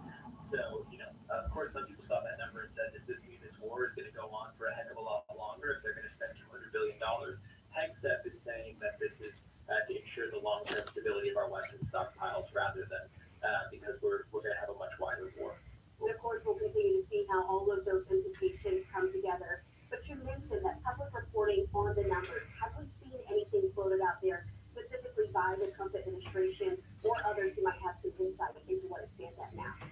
Yeah, so the number that's out there right now is around $12 billion. That's a lot of money. It's not nothing, but it's certainly not $200 billion. A lot of that money has been on the ordnance, basically, the not only the offensive weaponry that they fire, but the interceptors and things like that. So it's mostly airstrikes and missile defense, those kind of capabilities. And then, of course, they moved a whole lot of ships and other assets into the region with big crews. That all costs money. So it's not a surprise that we're well into the billions of dollars 3 weeks into the war. That the question, I guess, when you look at that $200 billion figure is, are we going to get up to the kinds of spending on this war that we saw with the wars that had a much larger footprint in previous decades, right? For now, this is a war that's being fought from the sea and from the air rather than on the ground. But of course, it's still, war is expensive, as we've learned as a country over the last, many years. Absolutely, and we have this tweet from Fox News Politics, which lays it out, the message that Hegseth has, saying it takes money to kill bad guys, as the Pentagon is now seeking that additional funding. And so now we're going to turn the conversation specifically from the Pentagon to there on Capitol Hill, taking at this live vantage point look at the U.S. Capitol building. And so we do know that the request on this scale is likely to face some pretty stiff opposition there from Democrats and Republicans, given the unpopularity or the popularity on some sides of this conflict that's ongoing. But I have to ask you, would this be a chance, as this is going to go in front of Congress, for them to make a formal statement and bring everyone on where they now stand on this conflict and how they feel about how hard-to-fix funds are being spent? Absolutely. I think a lot of Democrats would love to have this vote, right, to be able to put their objections on the record and to vote down a $200 billion package, if that is indeed the number. And as you mentioned, Hegseth said that may not be the final number, but that's where it's going. Please need to Congress. There will be some Democrats who will not vote against, money that will be used by troops overseas, and there will be some Republicans who are also in that squishy middle where this is not a very popular war. The polling shows that somewhere in the 40% range of Americans, or 30-something percent range of Americans support the war, although most Republicans continue to support it. Something like 80% of Republicans support the war. Almost no Democrats and independents are mostly opposed. And again, these numbers can change over time, but that's the general picture. So if you're heading into an election cycle and you might be a little bit uncomfortable voting for $200 billion for a war that a lot of Americans don't support. But there's a flip side of wanting to see to oppose this way, right? Absolutely, and we're taking a live look there on the Senate floor at this time as we've been hearing a lot of discussion. And again, this goes further than just the politics of it all. Many Americans are also feeling the impact of this conflict and their own experiences. Talking about the strength of moon and how Iran is with their tactics have effectively blocked it is affecting of what we're seeing about what can come in and out of the region. And so, as I put ourselves there on this news, we're able to see the impacts of the war, not only on the ground, but again, on some of those sites. What are we now watching in the region as Iran and Israel continue to trade strikes on some of these key oil properties as well? Yeah, so the closure of the Strait of Hormuz is the big puzzle for Trump to unpack. It would be very difficult for him to declare victory and go home if the Strait of Hormuz continues to be blocked, if the oil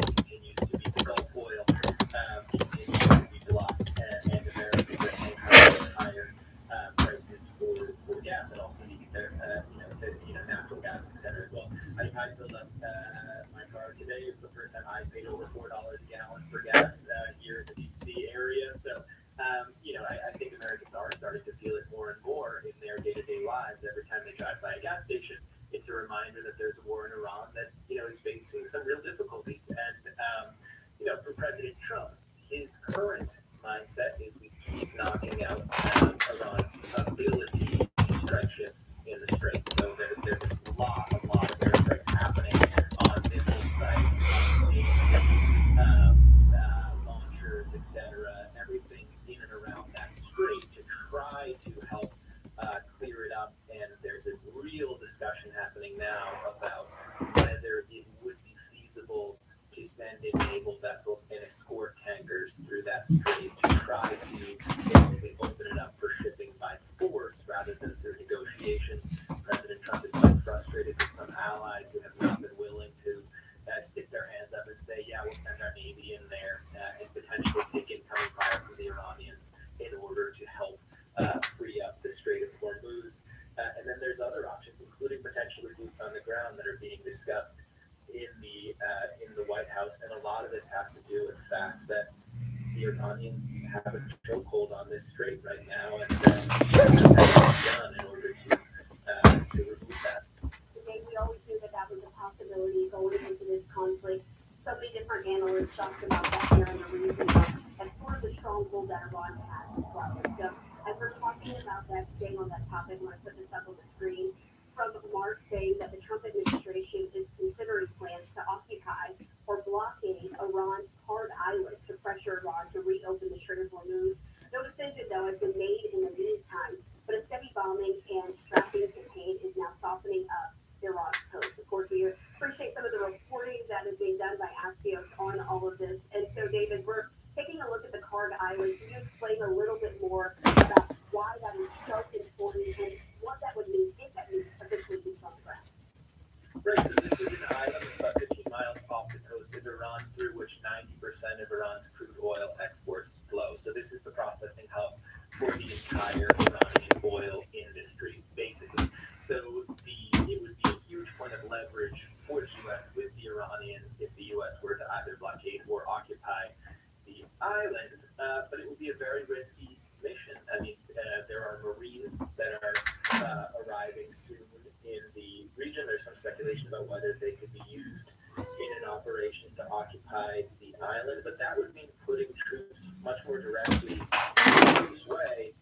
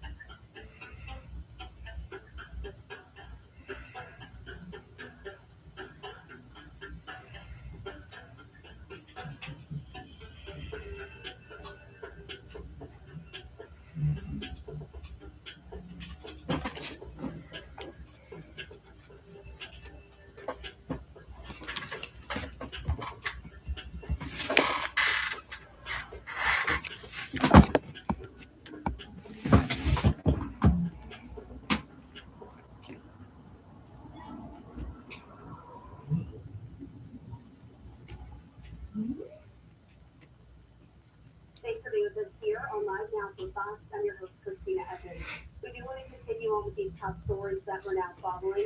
I now want to take you out to an event that's ongoing in Ohio. We're getting an update from officials there, including Secretary of Energy Chris Wright, who is going to be speaking about a redevelopment plan there within the state. Let's listen into this here on Right Now in Fox. For Japanese companies, and including many of those gathered here today. So seeing this cooperation translate into real investment and real growth is deeply encouraging for us. So finally, I would like to express sincere appreciation to the organizers, partners, and local stakeholders who have made today possible. And I wish this project every success and bright future. Thank you very much.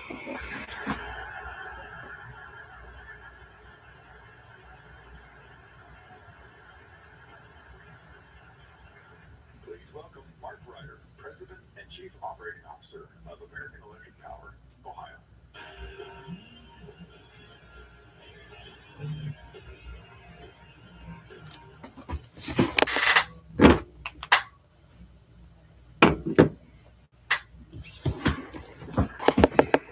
Normally thunder is not a good thing for my job. Well, good afternoon. I'm going to start by thanking Secretaries Howard Lutnick and Chris Wright, SoftBank Chairman Masayoshi Son, SB Energy Co-CEO Rich Hostel, Congressman Dave Taylor, Ohio Senator Shane Wilkin, and all the local Pike County community leaders and officials. Thank you.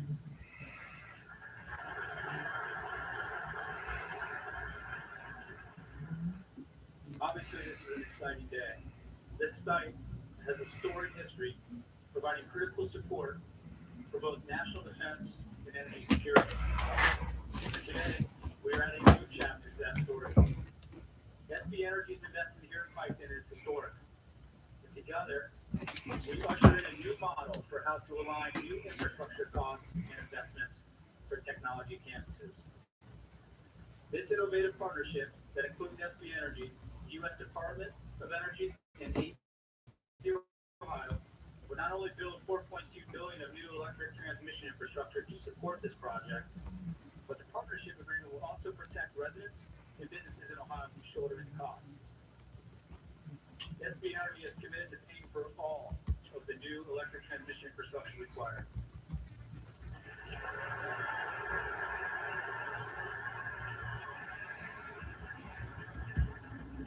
And that speaks to their commitment to our state and this region. From 1920 to the early 2000s, energy executives thought in terms of megawatts. From 2010 to 2020, many cities are thinking in kilowatts, as electric use was flat, or in many places declining. Now, we think in terms of gigawatts. We're navigating a generational supercycle, trying to thread the needle between executing on our obligation to bring electricity to all customers who need it, and ensuring the costs of that electricity are divided fairly. This new data center campus is a significant electric infrastructure investment. When we are done, it Did your blood shield test for colon cancer? No, what? Just a blood test. No. Exactly. Shield is for people 45 plus at average risk, not high risk for colon cancer. Ask your doctor about FDA-approved Shield. Taking all your capital and active.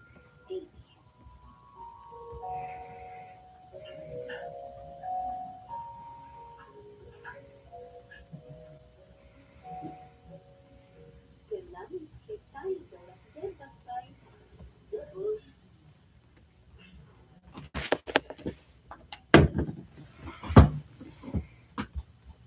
a current board member of the Foundation for Black Ohio. I'm also proud of the engineering prowess American Electric Power brings to the table. AEP pioneered 765 kV transmission. It owns and operates the most 765 kV transmission in the country. Representatives from AEP Transmission are here with us today. They have started planning and developing designs for the new lines needed to support this project. Building these lines will take hundreds of skilled workers.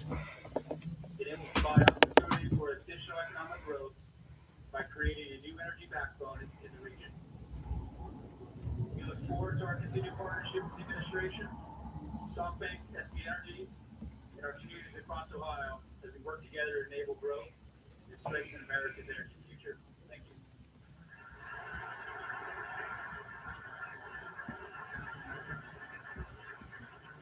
Please welcome Masayoshi Son, Chairman and CEO of SoftBank Group Corporation.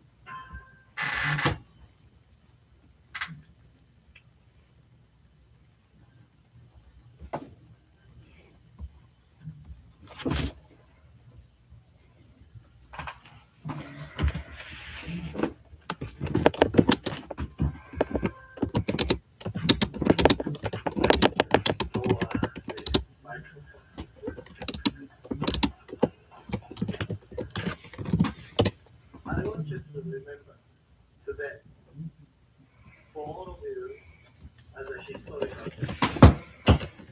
why historian?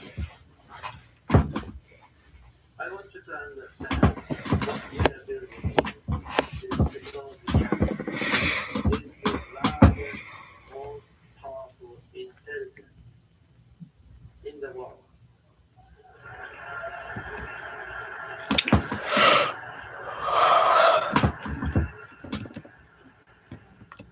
Here in Baltimore, Ohio.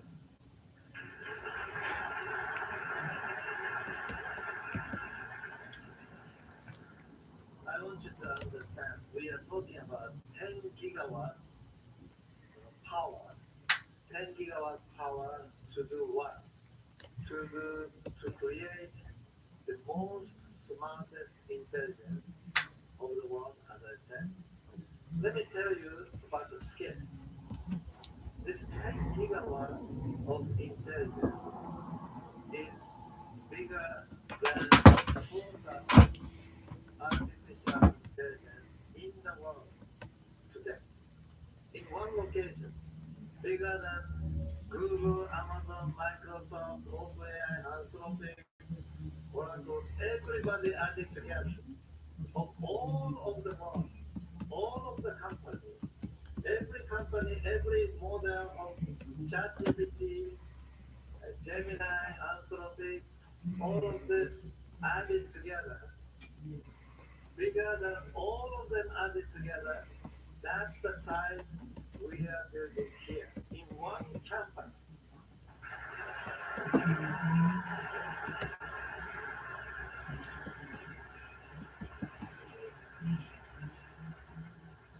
Let me tell you the scale.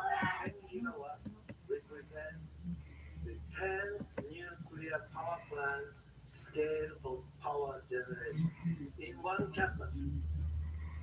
So that's the size we are talking about.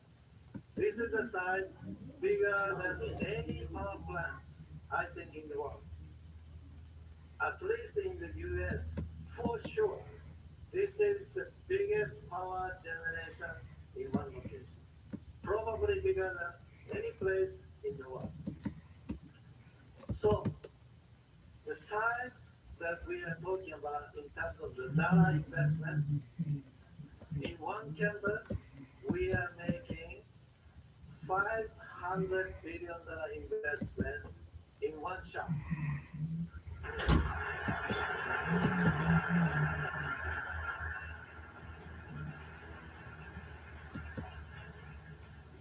That is a number of investment that I have made a commitment to President Trump.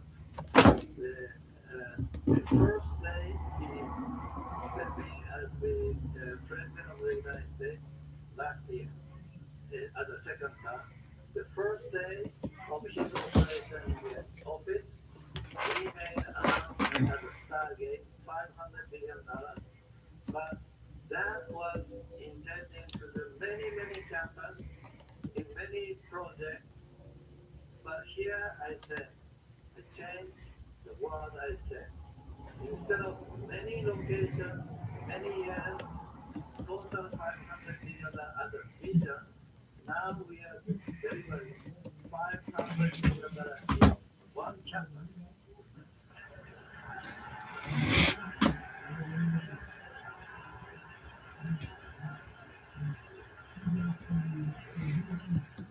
Let me tell you one more thing.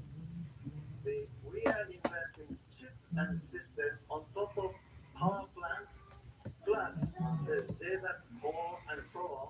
All of that together is 500 billion. But every 5 years, we are replacing, upgrading the chipper system. That is additional more than $300 billion. Over 10 years, we are adding additional $1 trillion in this campus. All right, as you see there, listening in to some of these officials as they are going to be joined by Energy Secretary Chris Wright to announce more about a redevelopment project in Ohio. Wanted to bring you a portion of that here on Live Now from Fox. We are going to take this opportunity to slide away for a quick 2-minute commercial break. On the other side, much more on today's top stories and breaking news. Stay with us.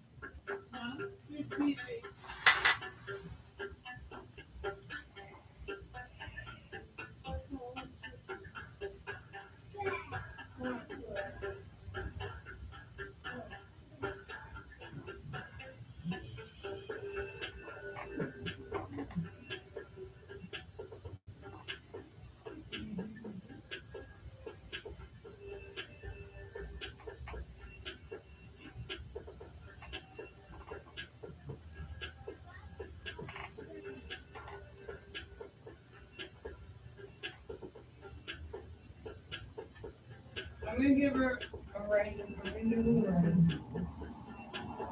Give her a big rating.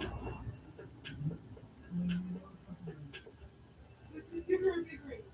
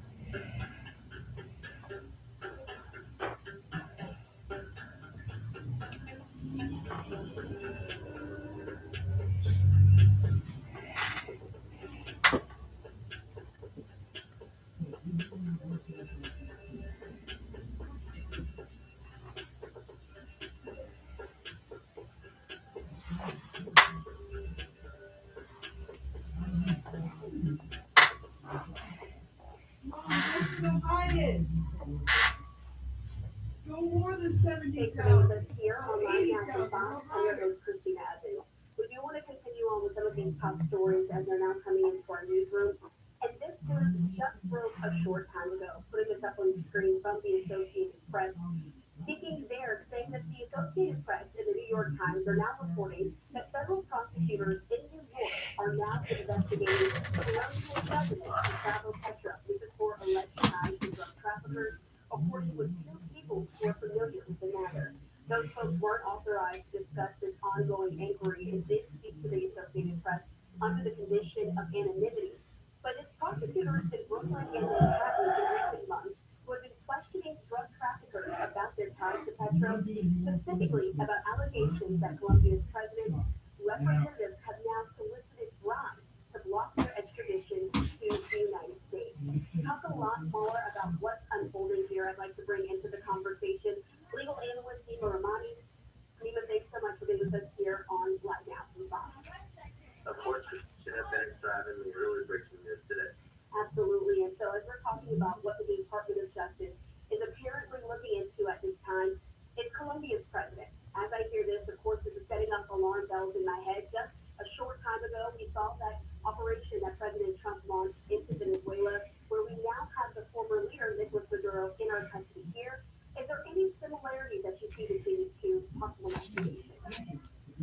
Well, Christina, they're very similar. It's certainly rare for the United States to indict or arrest a sitting president or head of state of any country. And obviously, the charges, if there are charges, would be very similar: drug trafficking, narco-terrorism. Now, we know that even if you're not a United States citizen, if you're involved with the importation of drugs into the United States, you are subject to the laws of the United States, even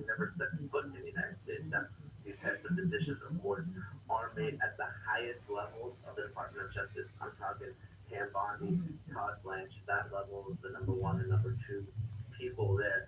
You know, I was a drug cartel prosecutor, but I certainly wouldn't be able to indict a sitting head of state. I'm not saying we're there yet. This is just a preliminary investigation.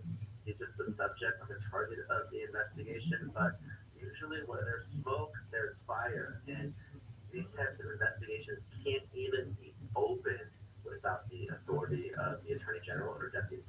And it is interesting that you're talking about that process as you have been a part of some of those conversations in the past. And so, Nima, how does an investigation like this even begin to work? What does that process ultimately look like? When you're prosecuting drug traffickers, it doesn't matter if it's a Maduro, a Petro, or anyone who's the head of the organization. I'm not saying he is, but we're talking about the high-level folks in these drug trafficking organizations, the cartel. Christina, they go nowhere near the drugs. It's not like someone like Maduro is actually moving fentanyl, cocaine, or methamphetamine.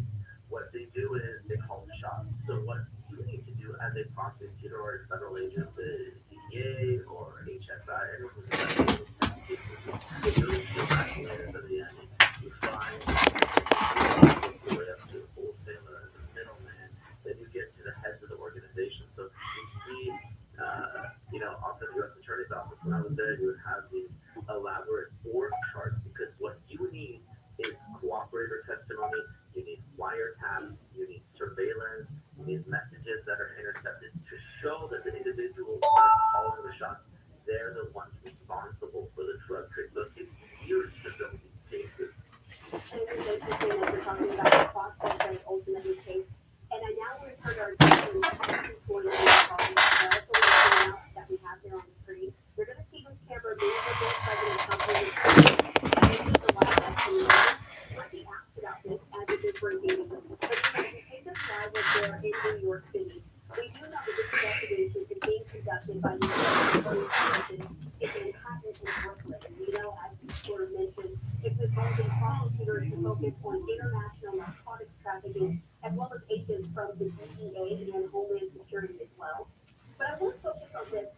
Why is it that it's this particular office in New York and in Brooklyn that are going to be leading this operation?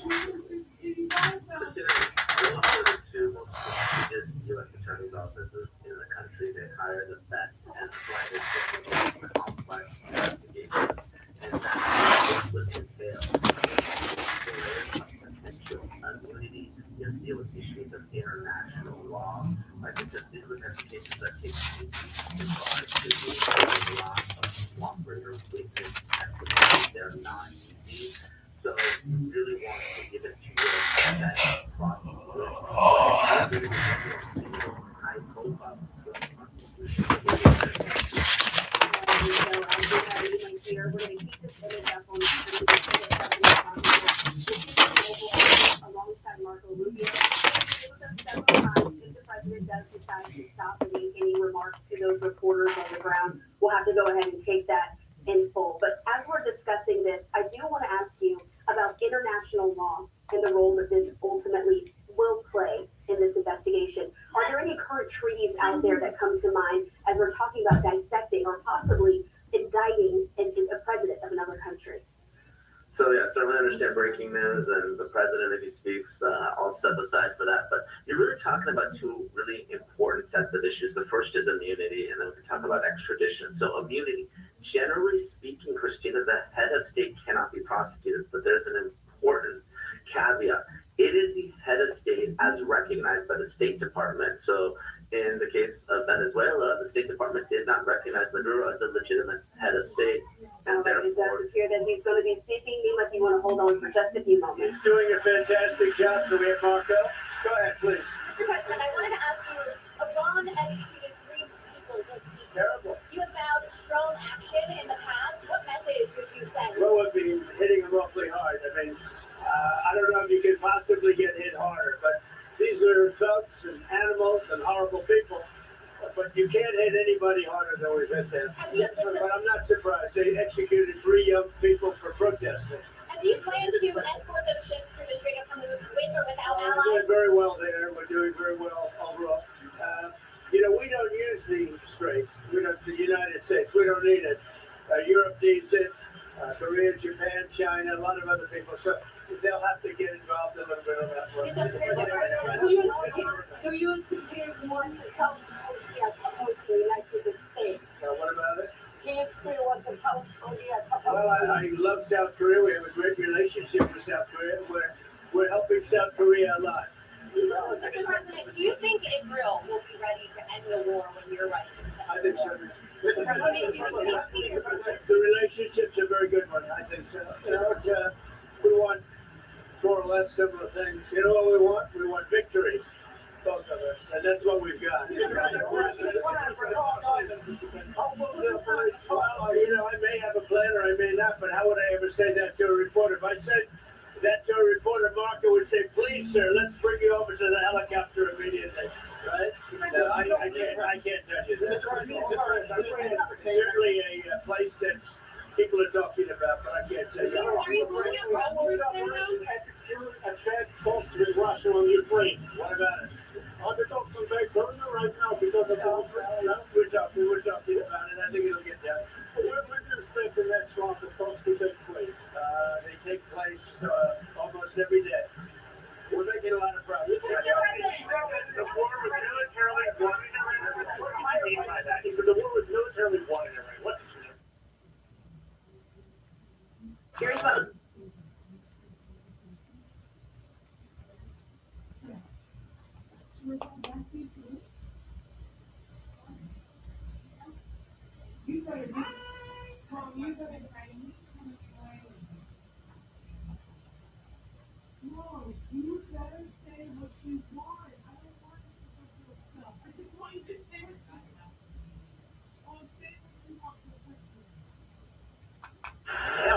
In the sense of you need chips, you need volume. And NATO could help us, but they so far haven't had the courage to do so. And others could help us, but you know, we don't use it. You know, at a certain point, it'll open itself at a certain point. But we've defeated the enemy, and they are an enemy. They're a sick group of people.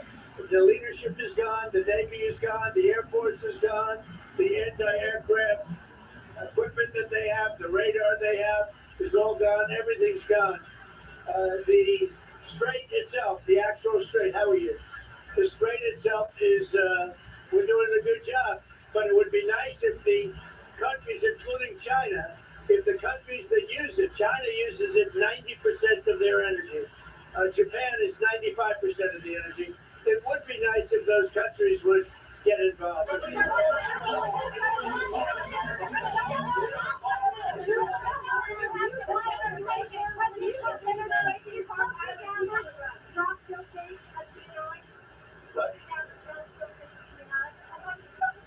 I thought she did a good job yesterday.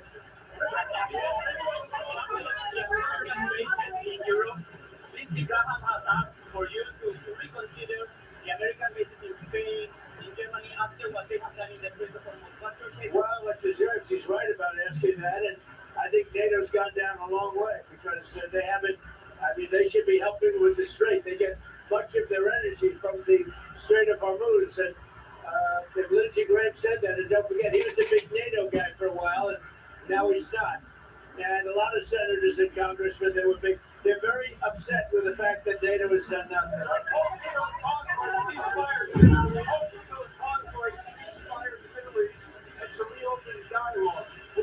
Well, look, we can have dialogue, but I don't want to do a ceasefire. You know, you don't do a ceasefire when you're literally obliterating the other side. They don't have a Navy, they don't have an Air Force, they don't have any equipment, they don't have any spotters, they don't have anti-aircraft, they don't have radar, and their leaders have all been killed at every level. We're not looking to do that.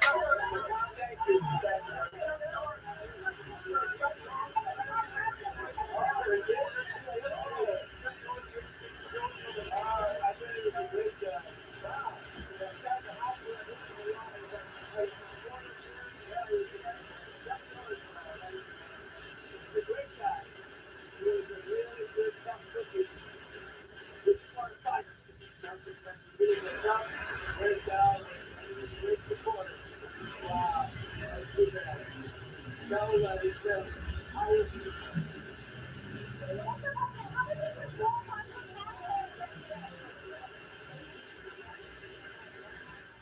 right, as you see there, President Trump alongside Secretary of State Marco Rubio choosing to answer a few questions before they get on board of Marine One. And so, as you've been with us here on Live Now from Fox, before we went to that cut in there from President Trump as he was able to answer a few questions, we've been here with a legal analyst, Nima Rahmani. Nima, unfortunately, no questions asked specifically about what we're hearing, those reporting from the New York Times and the Associated Press about Colombia. But ultimately, I was asking you, as you're kind of wrapping up, is more about if this is to move forward, if this DOJ is to move forward this investigation, how do we know what's next? What's next to come? Are there any international laws or treaties that could be involved in all of this?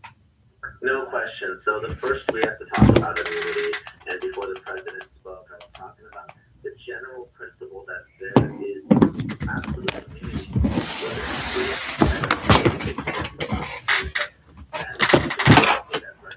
State Department, and we saw it in the case of Nicholas Maduro. They did not ahead of state. So what may happen if a criminal investigation and ultimately charges go forward is we'll see. Is the State Department going to recognize Petro as president of Colombia? If so, they're going to have to wait until he leaves office to potentially arrest him. And if they don't recognize him as legitimate, then that decision cannot be moved or even reviewed by the court. That's absolutely something that's within the authority and prerogative of the executive branch of government. That's a political question that the courts won't get involved with. There's also another type of immunity called diplomatic immunity. That's for official acts. But we're talking about drug trafficking, and the allegations here essentially would be that Petro was using his position, taking drug money, stopping extraditions. That, of course, would not be an official act under any circumstances, so he wouldn't be able to avail himself of immunity there. So then the question is, if there are charges, would Petro voluntarily extradite himself to the United States? And we know that that's unlikely, but that certainly hasn't stopped this administration from going into Venezuela and arresting someone who is under indictment. So I think, like you said, Christina, the Nicolas Maduro case, it's certainly illustrative and it's really groundbreaking, and it is going to set a precedent. We know, we heard the president speak, and he has imposed sanctions on Petro. He has said that he is responsible for the cocaine that is being trafficked here into the United States. So it's very possible, even though this is a very early report, that months, maybe years down the road, we will see charges and potentially an arrest of another foreign. And if that's the case, unfortunately, we'll have you covered here on Live Now with Fox. Great guest, Ronnie,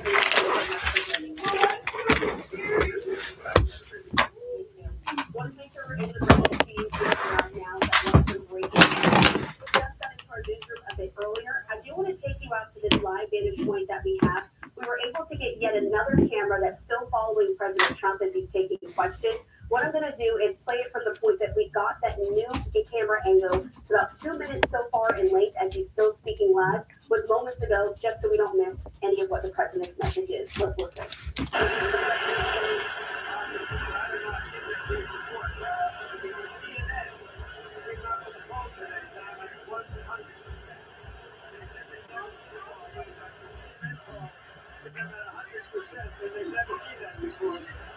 Which is an honor. I was impressed that CNN would do that.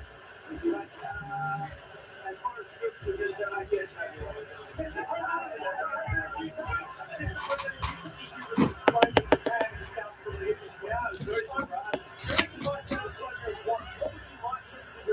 we should get involved, and I was a little bit surprised that they said no, because we always say yes to them.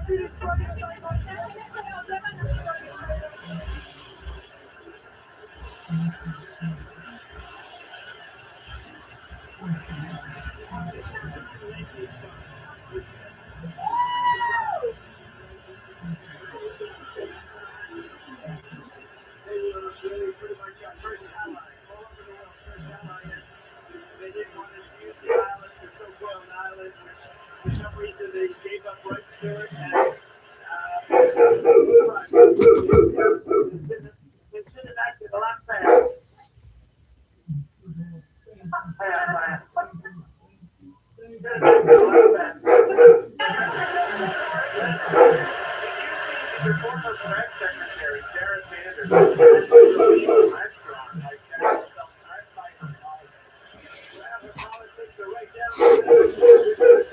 And that didn't happen. Where did that take place? Here or in Arkansas? In Arkansas. Wow. In Arkansas. That's great. I love Arkansas. I want that state place so much. I think that Sarah's going to be great. But it's good. It's a good woman, Sarah.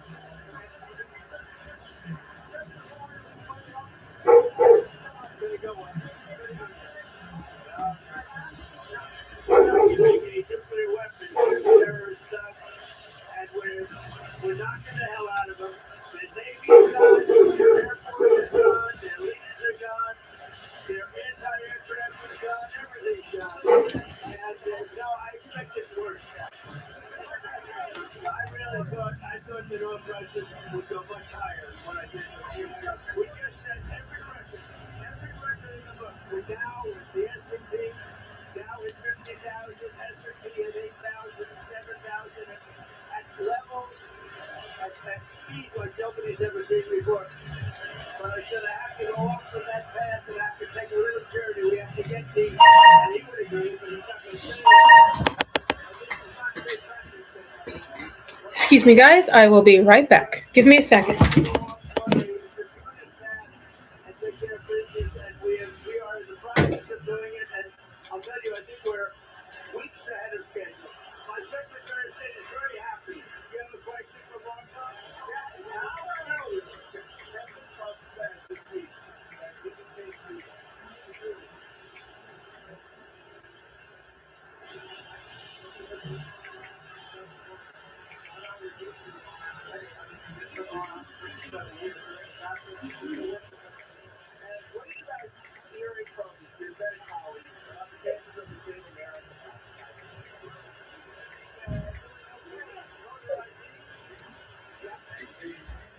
All right, you guys. I will be right back. Just give me a few minutes.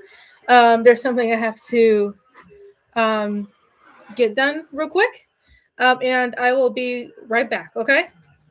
Okay. Just wait there.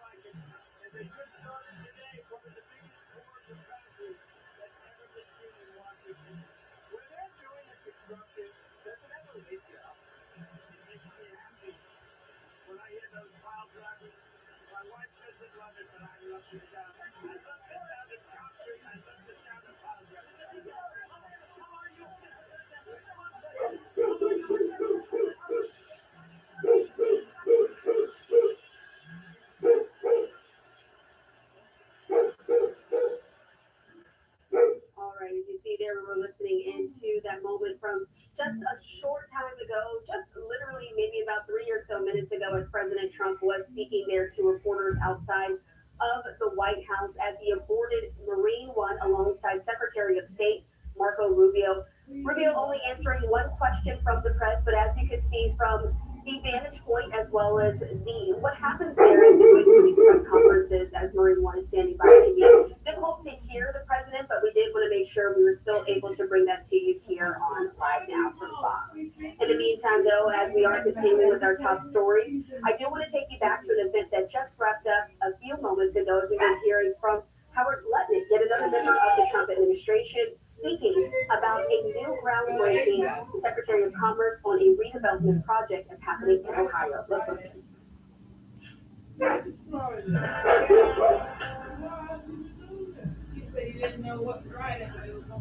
Well, it is amazing to be here. I want to start by making sure I thank Representative Dave Taylor, your state senator, Chinoki Satoshi Mura, who's the president of the Japan Trade Association. Thank you guys. I really appreciate it. And we're going to meet my partner, Secretary Chris Wright, who he and I have worked together to create this historic project. So today is the groundbreaking of the first project that's come from the Japan Invest America Fund, which was generated by the $550 billion trade deal that I negotiated with President Trump between the United States and Japan. Between the United States and Japan.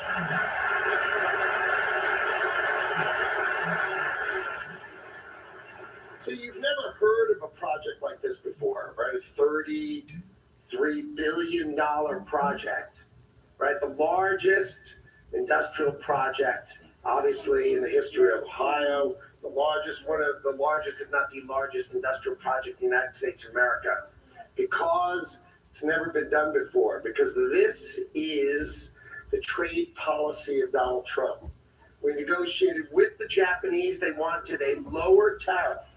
And in exchange for a lower tariff, they committed $550 billion for America to invest in its national and economic security. And the first project we selected is this gigantic gas-fired power plant right here in Portsmouth, Ohio.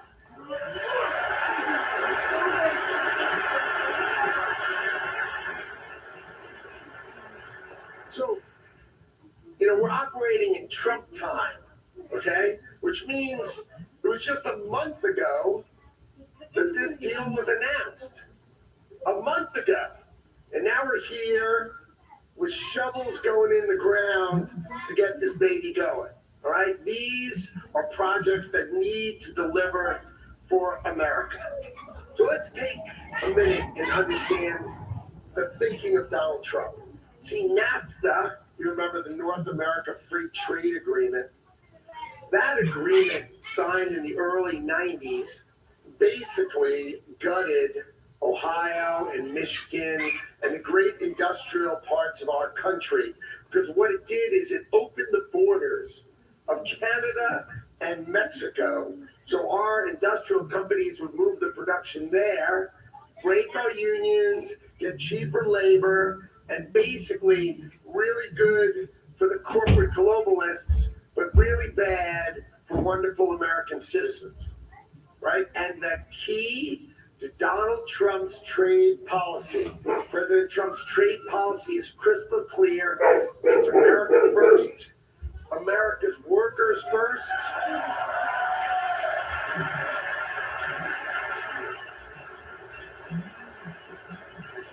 Now, when you talk about industrial policy, it sounds kind of boring, but let me explain what industrial policy is. Industrial policy is going to produce 4,700 construction jobs right here, right now.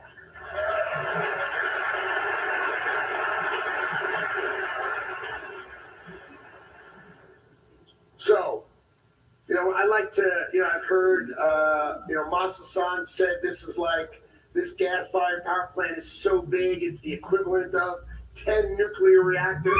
I like to call it 2,700 wind turbines that only work when it's windy.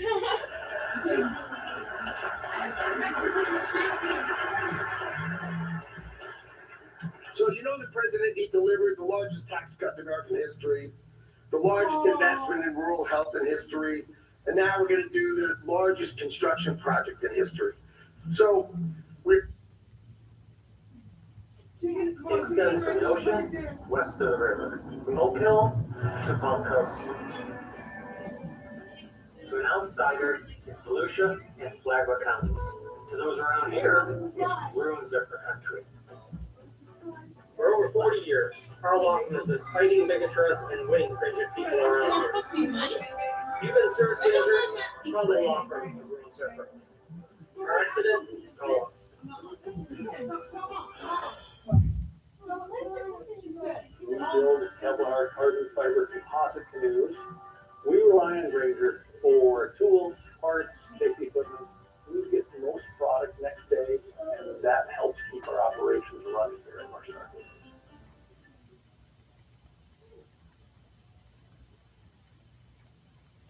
break down because you are going to have one of the greatest power generations right here in your backyard. You're going to build it, you're going to operate it, and then it's going to deliver for you lower energy prices, right, for your lifetime. And that is what is amazing about this project.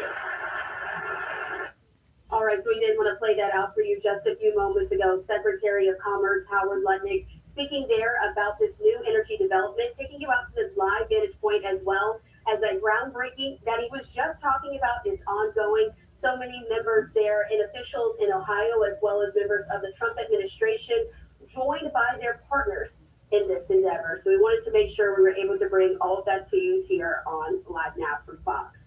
We are in a new hour here on Live Now. I'm your host, Christina Evans. We're going to continue on with all of the top stories that we're now following. This next time is going to be taking us to the skies, taking you out to this live vantage point that we have overlooking several airports around the country. We do know that the spring break rush is now at the nation's airports with tens of millions of people expected to fly during this weeks-long travel window. And it's all happening during this partial government shutdown with around 50,000 airport security agents now working without pay. And some are now calling out altogether. And so let's now check in with Fox's Amy Gallo, who's joining us from Orlando International Airport. A question that so many people have. Amy, as you're there, how are things looking on the ground? Well, there's been a steady stream of people moving through the airport all day long. I've been here since this morning and talking to a lot of these folks that tell me they've gotten here as early as 4, 5, or 6 hours in advance of their flights to try to avoid any issues that could lead them to miss that flight. And they are also trying to avoid any trouble at the TSA lines, which thankfully those lines have been moving pretty quickly here today. Spring break is keeping the Orlando International Airport busy. We left Cleveland on Monday. We came from Kansas City on Sunday. Over 7 million people are expected to make their way through here in the coming weeks. Take a look around and you'll see nearly every seat is full. We're here 6 hours early. There are a lot of people sitting here waiting around because we don't want to miss our chance to get on our flight. Yeah, we'll get here 5 hours early. After waiting 15 hours early at the airport on Monday, like 4 or 5 hours, nothing. For Alexandra, the journey here was nothing short of a nightmare. They couldn't leave because of the storms and the bad weather, and the TSA shortage, everything going on. Her original flight out of Cleveland got canceled. Then the next one kept getting delayed. It's 5:30, then 6:30, then 7:30. We're like, okay, what's happening? It was a similar story for dozens of other travelers I talked to. We got stuck at Reagan National Airport from about 3, and then they kept delaying us about every hour. I think everybody's just kind of hunkered down until we can at least check into security, which you can only do 3 to 4 hours before a flight in Orlando. The lines here have been extremely long. We're watching now to see when they're short to get through faster.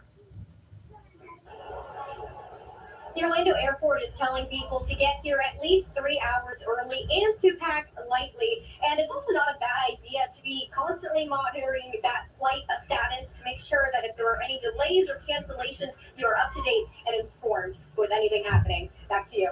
Absolutely. Thanks so much to Amy Gallo, who's reporting there from Orlando International Airport. I know so many families look forward to spring break, a time just to step away from school or work, but those headaches at the airport can certainly be a problem. Thanks so much, Amy.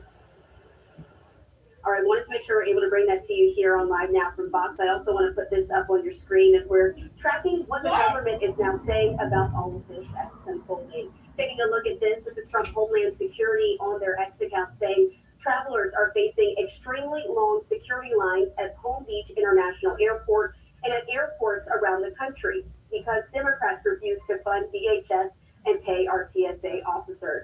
It's time for Democrats to end the DHS shutdown. We have been doing our best to keep our eyes on all of these flight times as well, checking in with sites like FligAware to see what that length is looking like. But as we go away for a quick 2-minute commercial break, I want to leave you with this. Get another shot of a live look at airports around the country, including the world's busiest airport, Hartsfield-Jackson in Atlanta, sitting alongside Seattle-Tacoma International Airport, the airport in Nashville, as well as St. Louis. Let's slide away for a quick 2-minute commercial break. Much more of today's top stories when we return.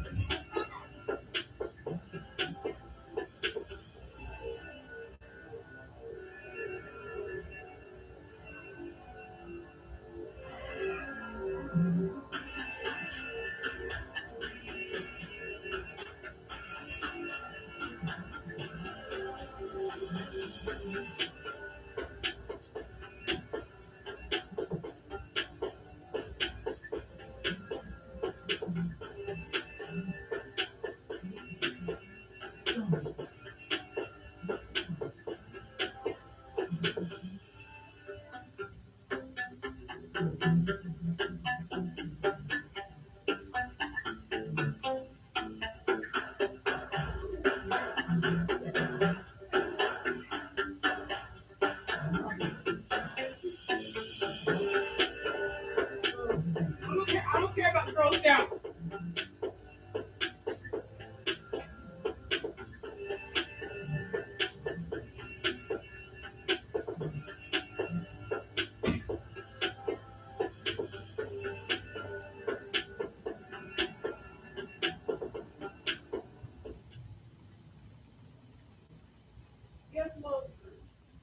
Thanks for being with us here on Live Now from Fox. We do have this vantage point as President Trump has just stepped off of Marine One, getting ready to step aboard Air Force One as well. As you can see, he is joined by Secretary of State Marco Rubio. We've been watching and waiting as the two of them just wrapped up a very brief press gaggle there at the White House. They stepped out of the Oval Office.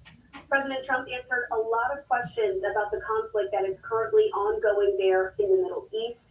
Marco Rubio did take the time to answer one question as well from some of the press that was there on the line. So we're going to continue to track the president's movements. At this time, he doesn't have any public events that we are expecting to take this weekend. But again, President Trump now boarding Air Force One. He'll be joined by Secretary of State Marco Rubio as well. We'll also make sure to watch out to see if he decides to speak with any of those reporters when he's on the plane as well. Sometimes he'll gather the reporters there in the back and do a press gaggle that'll get fed out to us after it's all said and done. And so we'll make sure to keep you up to date with the very latest.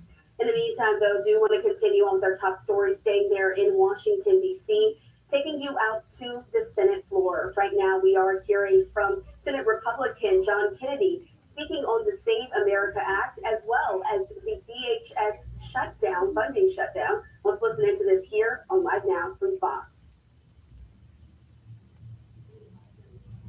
I'm serene in saying this, and I don't mean to offend anyone. But we all know what's going on. Our Democratic friends will agree to open up TSA. Thank you. To open up FEMA, to open up the Coast Guard, to open up the CISA. Thank you, thank you, thank you. But they haven't agreed, despite concessions on our side, to open up ICE. And they're not going to. It is not going to happen in your or my natural lifetime. And if you've been following this debate and you understand the politics, you don't need to be able to explain the theory of special relativity to know what's going on. It's not complicated. Parties have wings, factions within their party. I'm a Republican, we have factions. Democrats also have factions. And a specific faction of the Democratic Party right now is in control. That's just a fact. You could call it the progressive wing. Some call it that. The more cynical call it the loon wing of the Democratic Party. On occasion have referred to it as the Karen wing of the Democratic Party. The Karen wing wants to defund ICE, and they will accept nothing less. Now, this is the same wing of their party that also wanted to defund the police. How'd that work out for us? This is the same wing of their party that has a very novel way to reduce the crime rate in America. Just don't prosecute anyone. Then our crime rate goes to zero. Now, I don't mean to paint with too broad a brush, Mr. President. Not all my Democratic friends agree with the Karen wing of their party. They don't. Just not all Republicans are part of the factions in my party. But it is a fact that the Karen wing, the Democratic Party, is in ascendancy, and it is firmly in control. And any Democrat, we all know this, that agrees to any kind of compromise with respect to ICE is going to be punished to the rest of their natural lives. They can't do it, and they're not going to. Now, we can keep having meetings and discussing it. We've been doing it for weeks. Most of these meetings could easily be accomplished with an email. And I've been part of the discussions in our conference. I'm convinced that listening to the same thing over and over and over again is lowering my IQ. When we know that nothing is going to resolve this. I don't know yet. Because my Democratic friends politically can't agree to a compromise about us. So here's what I think we ought to do. I think that we should accept the Democrats' offer to open up TSA and to open up FEMA and to open up Coast Guard and to open up and fund CISA. Let's get that done. Let's shorten these lines. And then the day after we do that, Republicans need to file a reconciliation bill the same way we passed the One Big Beautiful bill. And on our own, we need to come up with a budget for ICE. So it would solve this problem. Now, as you know this, Mr. President, under the Budget Control Act, we can pass legislation, there are parameters on us, that only requires 51 votes. That's how we passed One Big Beautiful bill. Under the rules, we're allowed to do 2 more reconciliations. So we have 2 bullets left. For reasons that I don't completely understand, I'll strike that. I think I do understand, I just don't agree with them. Some on my side are reluctant to do any more reconciliations. And they're hard. Okay, I know, they're hard. They're hard for my Democratic friends when they do it, they're hard for us when we do it. You know, that's what we were sent here for, is to do hard things. I mean, med school is hard, but we still have a lot of great doctors. We have to do our job. That's the only way I can see that we're going to be able to break the stalemate. So let me say it again, what I would do if I were king for a day. I'm not, and I don't aspire to be. I would accept my Democratic friends' offer to immediately open up the TSA, FEMA, Coast Guard, CISA, every part of the Department of Homeland Security except ICE. I would stop looking reality in the eye and denying it, and accept the fact that my Democratic colleagues, because of their internal politics, will never be able to reach an agreement with respect to ICE. It is not gonna happen. In the meantime, these lines get longer. So once we can effect that agreement with our Democratic colleagues, the very next day, we start a resolution in the budget committee, and we do a second reconciliation bill, and we fund ICE and border security, what's still shut down, and Homeland Security like we want to. I would welcome my Democrats to work with us on a bill, but they're not. We only need 51 votes to do it.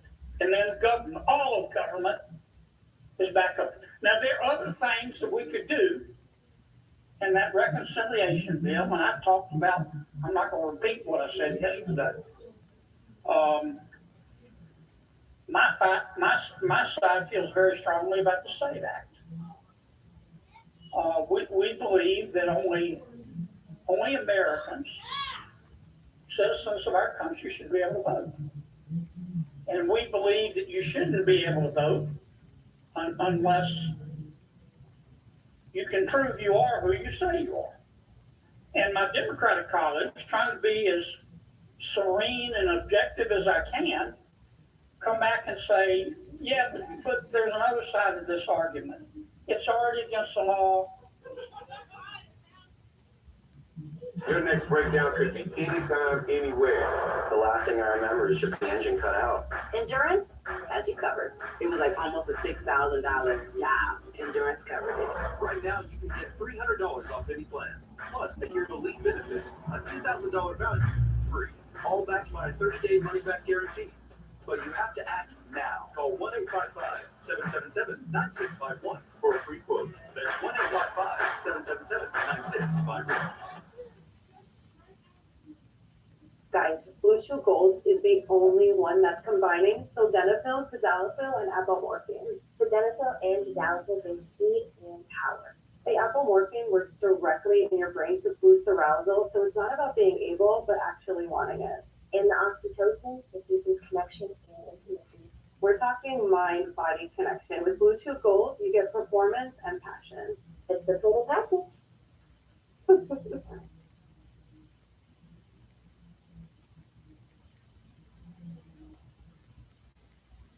A lot of them were economic migrants. They want a better life, and so they want to come to America.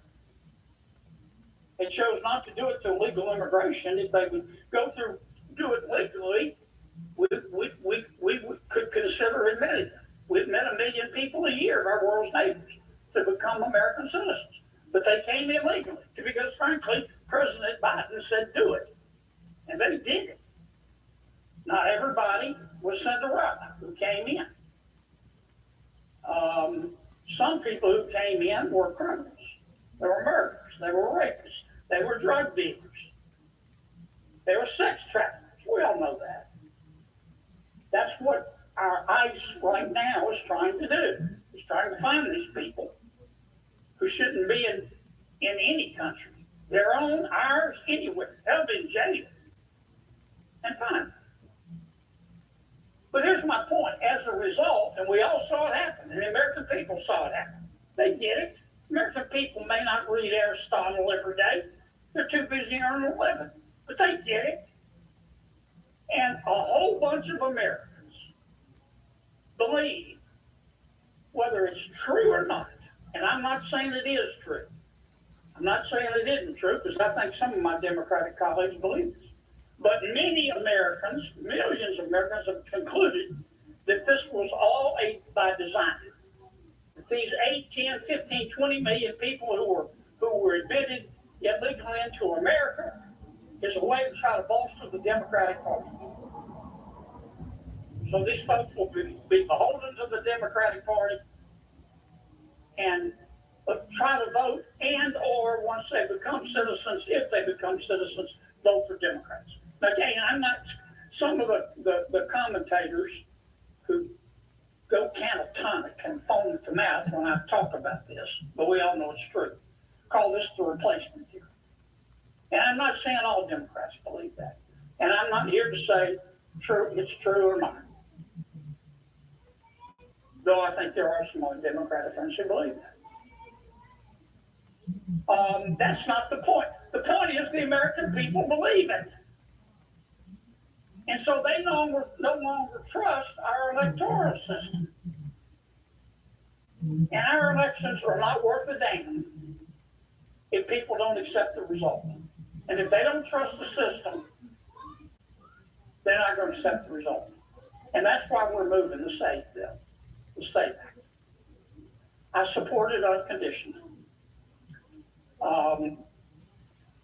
We're going to have difficulty passing it. That much is clear. So either as part of the reconciliation bill, for us to get ICE back up and running, I would include the SAVE Act as part of that reconciliation bill as well. We wouldn't need 60 votes. We wouldn't need 55 votes. We only need 51 votes. We passed one big beautiful bill with 50 votes and the vice president breaking the tie. And I feel like I'm repeating some of what I said yesterday. Some of my colleagues are going to say, Kennedy, you know, you need to back away from the crank. You can't do this, the reconciliation. And I say you can't do the SAVE Act, the reconciliation. And I tell them I've been here 10 years. And we can do what the parliamentarian says we can do. And I have seen measures get approved under the Budget Control Act. We call it a bird bath. Get approved that I thought didn't have a chance. And I've seen others not get approved that were slam dunk. Slam dunks.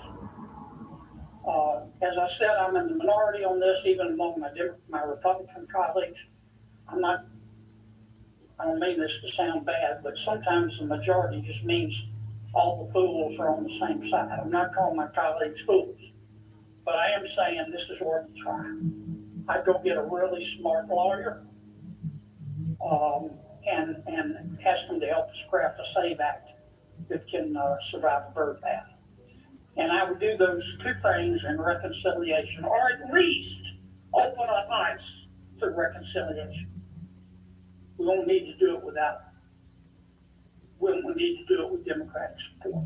I've been thinking about this for a while. Senator Cruz talked about this eloquently, much more eloquently than I can at our luncheon yesterday. I hope Ted will come down and share with you at some point his thoughts on it. He's one of he and I see Senator Cornyn here. They're two pretty smart lawyers that could help us craft something. And I just wanted to come spend a few minutes offering my point of view on that, Mr. President. And I thank you for hearing me out and being serene and patient and all that other good stuff. With that, I yield the floor. Mr. President. All right, as you see there, listening in to Senator John Kelly, the Republican, speaking there on DHS funding. We're going to slide away for a quick 2-minute commercial break. Our coverage continues after this.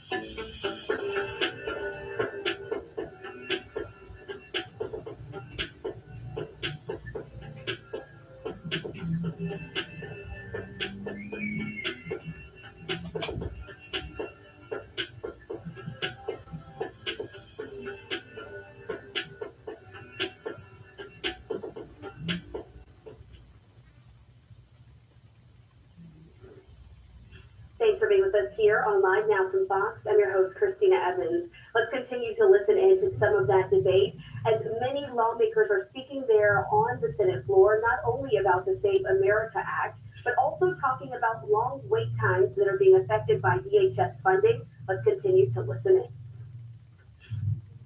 And I appreciated the debate yesterday with my colleague from Ohio and my colleague from Michigan.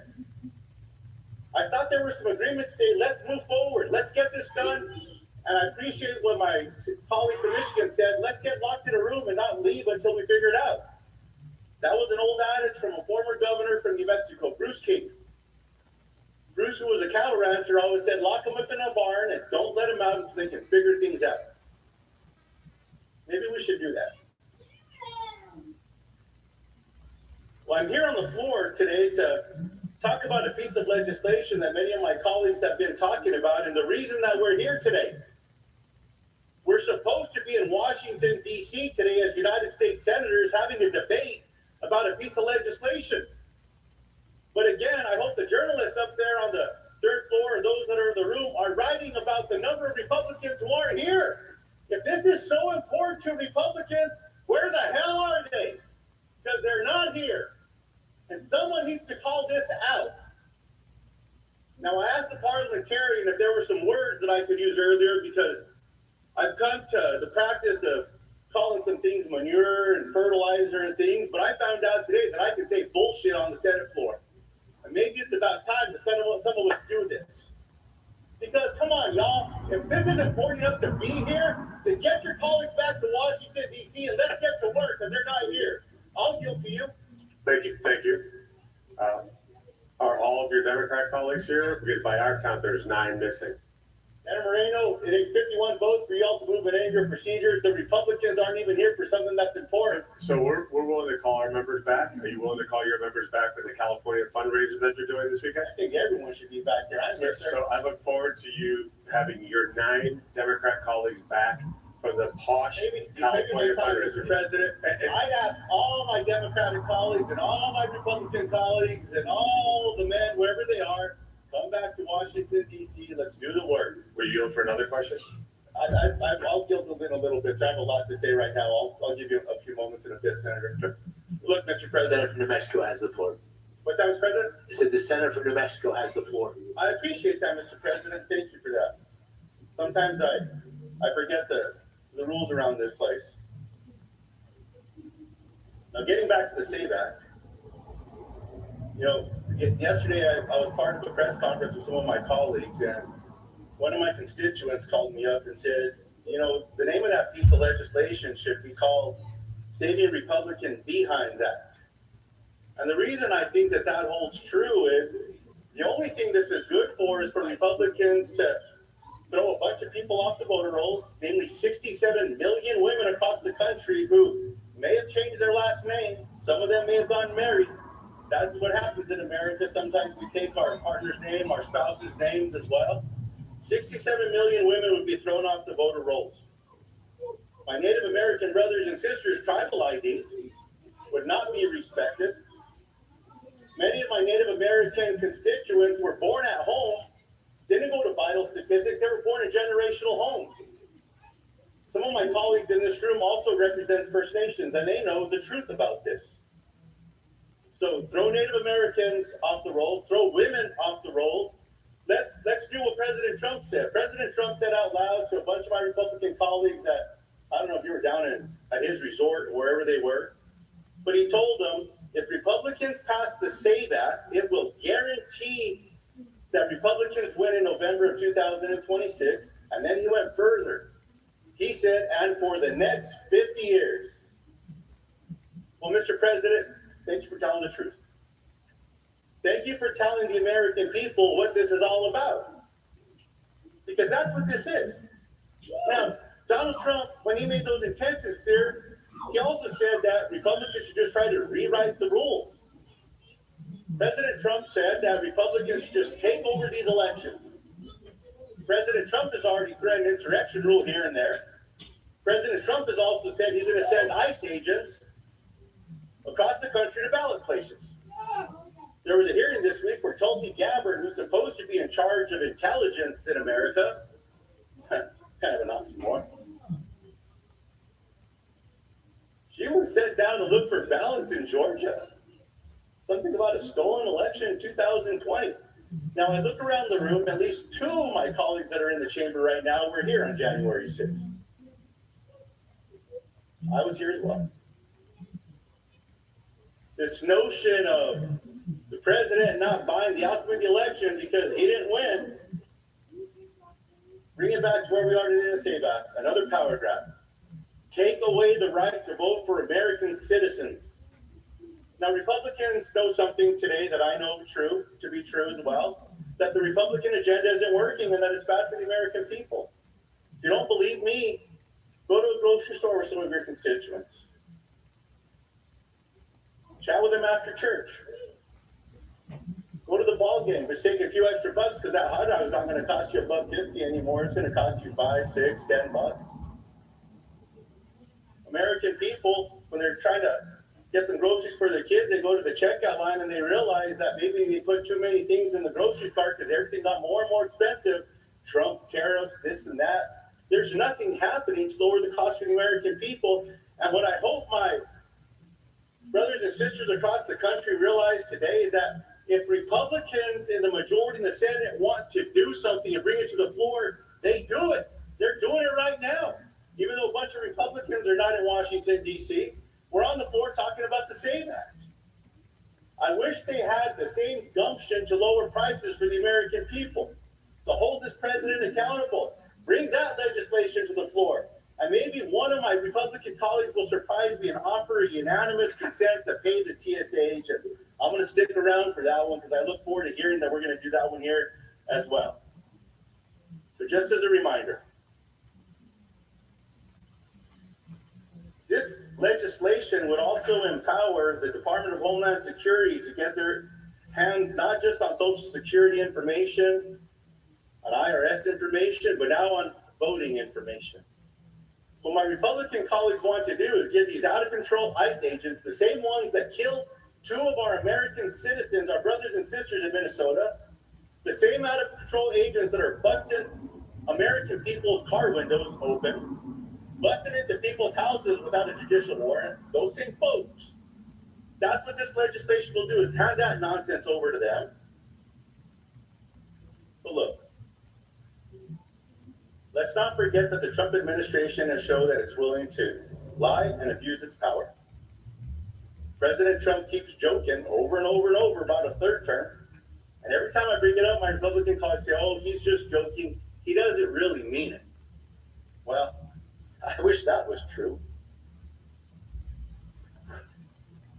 I'm going to give some advice to my Republican colleagues, if they're willing to listen. Some of them are up for election this year. I'm reminded of stories that many of us maybe heard firsthand. I hope all of us have read about a colleague that some of us served with as a member of the House of Representatives. His name was John Lewis. John, a civil rights giant, a civil rights hero, a man who stood arm in arm with strangers to stand for our rights, to make sure that no matter who we were as American citizens, the way we spoke, the color of our skin, where we were from, that we could vote. I think one thing that people know about big dogs is that they live typically shorter lives than small dogs. So every day is a little bit more impactful. Anybody who has a large breed dog knows that typically they love to eat. You can never get them to stop, and it makes it really, really hard to control how many calories you're giving them when they are constantly indicating to you that they're hungry. So we make it really, really easy to know that your dog has definitely gotten all the calories that they need for the day. Our mission is about helping dog people do their best for their dogs. Impact that we intend on having is to fundamentally change the life expectancy of the entire species.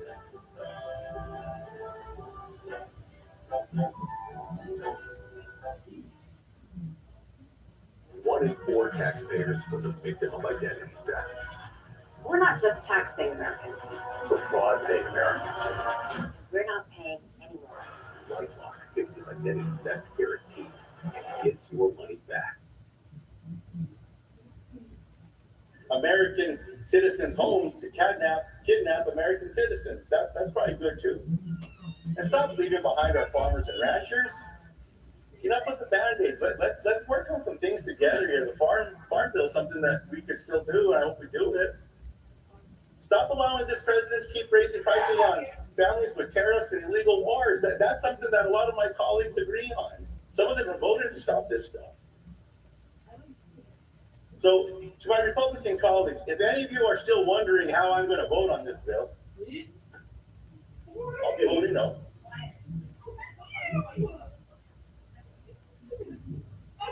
The American people, my Republican senator colleagues should too. Donald Trump doesn't get a third term. He does not get to choose who votes and who doesn't. And they're American citizens. In America, people decide who's going to represent them. Now, Mr. President, I ask unanimous consent that my remarks be a separate part of the record. Without objection. Mr. President, what I want to chat briefly about is about the Bataan Death March. Now, the anniversary, the recognition, the commemoration will be in April. It's still a few weeks away. Approximately 70,000 troops surrendered at the fall of Bataan in April of 42. About 66,000 were Filipino soldiers, about 9,000 American troops. They were forced into the Bataan Death March, one of the largest surrenders of the United States and Allied forces in history. I want to take a moment to remember one of the darkest chapters of World War II.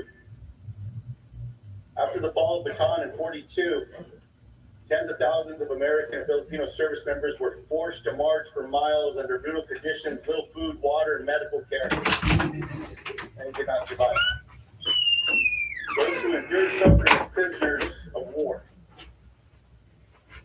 The reason I'm raising this, Mr. President, is tomorrow in New Mexico, there are thousands of people gathered from across America and across New Mexico for a Bataan Memorial March. Some of our staff are actually down that way. I was hoping to be there with them in person. I'll be putting some miles in tomorrow, stand in solidarity with all of our brothers and sisters who are there.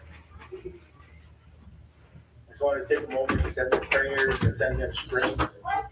All the Bataan families that have sat to share the importance of why we need to stand strong for those who have served across the country and are still with us today.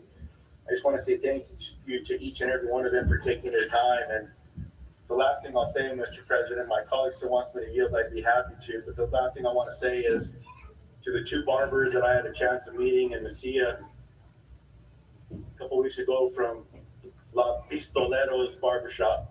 Godspeed to you as you hit the sand tomorrow. God bless each and every one of you. Tomorrow, my colleagues no longer on the floor. Mr. President, I yield back my time.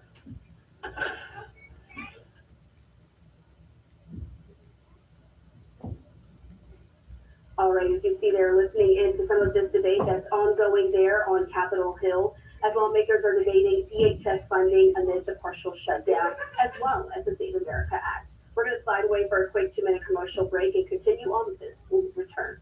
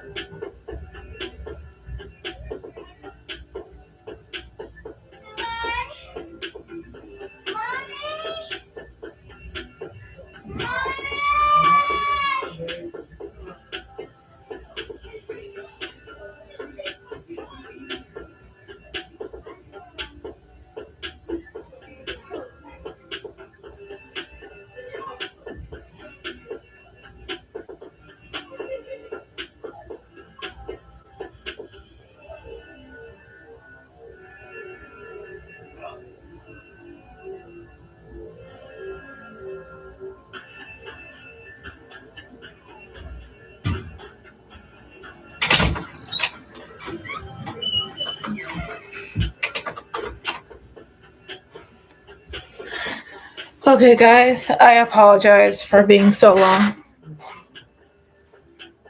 I'm back now.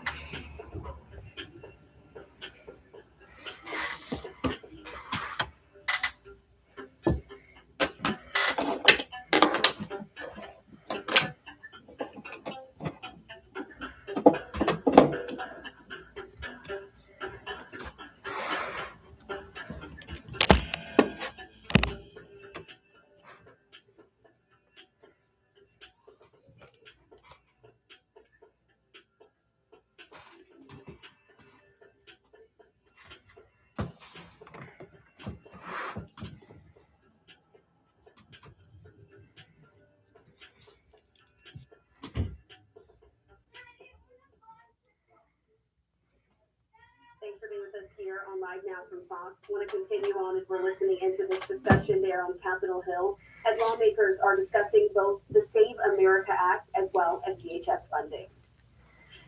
That we have a hurricane or tornadoes or floods or some other natural disaster, because the men and women of the Federal Emergency Management Agency will not be available because they're either been furloughed, but in any event, they will not be paid, while Democrats persist in insisting that our immigration laws not be enforced because they don't want ICE, the law enforcement agents who enforce our immigration laws, to be paid. It's that simple. Here's another thing I don't really understand. I've seen a number of polls ranging from 70 to 80% of Americans who support the Save America Act. I'm surprised it's that low. When you think about what it is, it says you got to be an American citizen to vote. And when you show up at the polls, you got to produce a photo ID. We've given many speeches talking about how common sense that is. But if you're opposed to those requirements, it makes me wonder, do you think non-citizens should be able to vote? Do you think fraudsters who claim to be someone they're not ought to be able to cast your ballot? I don't know what the rationale is. They say we're disenfranchising American citizens. Is that why 70 to 80% of Americans support it? They support being disenfranchised? It makes no sense whatsoever. Yet Democrats persist in their folly. And I think really what this boils down to, as I've said before, is anything that President Trump is for, they're against. You remember the State of the Union, the president asked people in the audience to stand up if they supported our law enforcement officers. The people put their lives on the line to enforce our laws and maintain public safety. Every single Democrat sat on their hands. I mean, isn't there anything that comes out of President Trump's mouth they can find their way to agree with, no matter how self-evidently true? You know, when President Trump took the courageous move to take out Iran's nuclear program, the commander-in-chief ordered our incredible military to fly 30 hours from Missouri and drop a bunker buster bomb down a ventilation shaft in a nuclear power facility, nuclear program facility in Iran. Makes me proud of our men and women in uniform. And then when Nicolas Maduro in Caracas, a fugitive from justice, somebody who was indicted in federal court in New York, when law enforcement needed to arrest him, they were supported by our men and women in uniform again, who almost miraculously, to my mind, gave cover to law enforcement officers who went in and extracted him to bring him to justice in New York. So on almost every occasion, no matter how common sense, no matter how proud it makes me of our president and our military to keep the nation free of the number one state sponsor of terror who's seeking to acquire a nuclear weapon, they take the other side. It's really amazing. President Trump has this amazing power to force normally reasonable, rational individuals to take crazy positions for no other reason than they oppose President Trump. And that includes common sense provisions like only American citizens can vote. So I thought our colleague from Louisiana did a nice job sort of laying the predicate. I think that the senator from Ohio did the same and pointed out the millions of people who came into the country during the pendency of the Biden administration during his open border policies. Unvetted, many good people who want nothing but a better life, but we don't know who came in for sure, but we do know that it wasn't all good people who wanted to work. Excuse me. Criminals, sex offenders, drug traffickers, murderers, terrorists. And now we are paying the price for that. And when we say we want to be doubly sure that only American citizens can vote, they say, no, that's disenfranchising people from voting. I even heard our colleagues across the aisle say, well, it's already illegal. But there's a lot of things that are illegal, but if you don't enforce it, people get away with it. Well, the argument of our colleagues is, again, that the vast majority of Americans who support this legislation are trying to disenfranchise themselves. How ridiculous can you be? Then we hear the argument that it's just too hard. It's too hard to come up with the papers that you need in order to prove that you're an American citizen. Marriage license, a birth certificate, a passport, some other form of identification. Two days ago, the senator from Maryland came to the floor and said he opposed the Save America Act because only about 1/2 of Americans have a passport. And then he went on to say, that means that only half of the American citizens that are preparing to go out to vote will be able to vote. Well, as I mentioned yesterday, and I know have been repeated ad nauseum by my colleague from Utah and others, there are other forms of acceptable ID. Unfortunately, some of our Democratic colleagues have come out here and misrepresented what's in the bill. But Americans can present enhanced driver's licenses, a real ID compliant driver's license like I have in my pocket, a state ID card, a certificate of naturalization, or military identification card. And if they have none of those, they can pair a normal photo ID with their birth certificate, a consular report of a birth abroad, or other similar documents.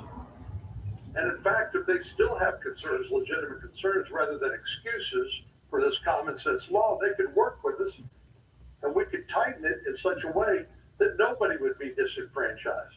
But they refuse to do that. Everybody knows voter ID is common sense. Everybody knows you need a voter ID to get into a federal, you need a photo ID to get into a federal building. You even need to get one to go into the Democratic convention. Buy a 6-pack of beer, to buy cigarettes, to get on a plane. The list goes on and on and on and on. So the excuses that our colleagues are throwing up saying, oh, it's just too hard for us to produce a photo ID, it's going to prevent people from being. All right, as you see, they're listening in to some of these remarks from Senator John Cornyn, the Republican from Texas, speaking on both DHS funding, but in that moment, focusing more on the Save America Act that the Senate has been dealing with over the last few days and debating on. Wanted to bring that to you here on Live Now from Fox. We're going to slide away for our final 2-minute commercial break of the hour. Stay right here with us.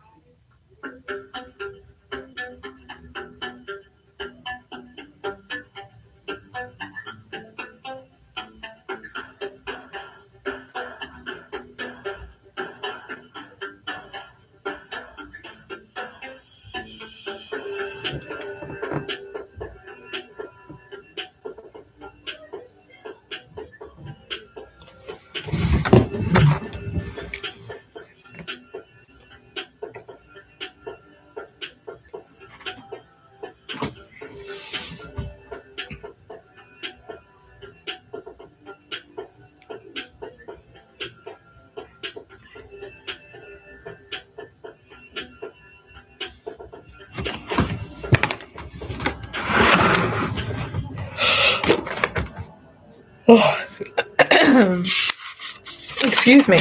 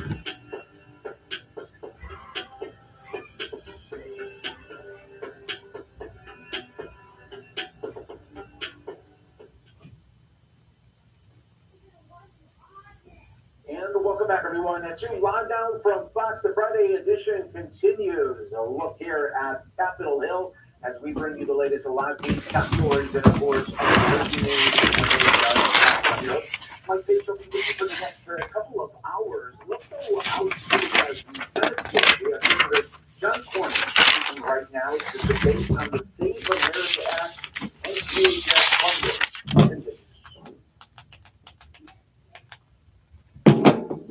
People who are not or when fraudsters claim to be somebody they're not and cast a ballot, it undermines the whole fabric of our foundation of our constitutional system.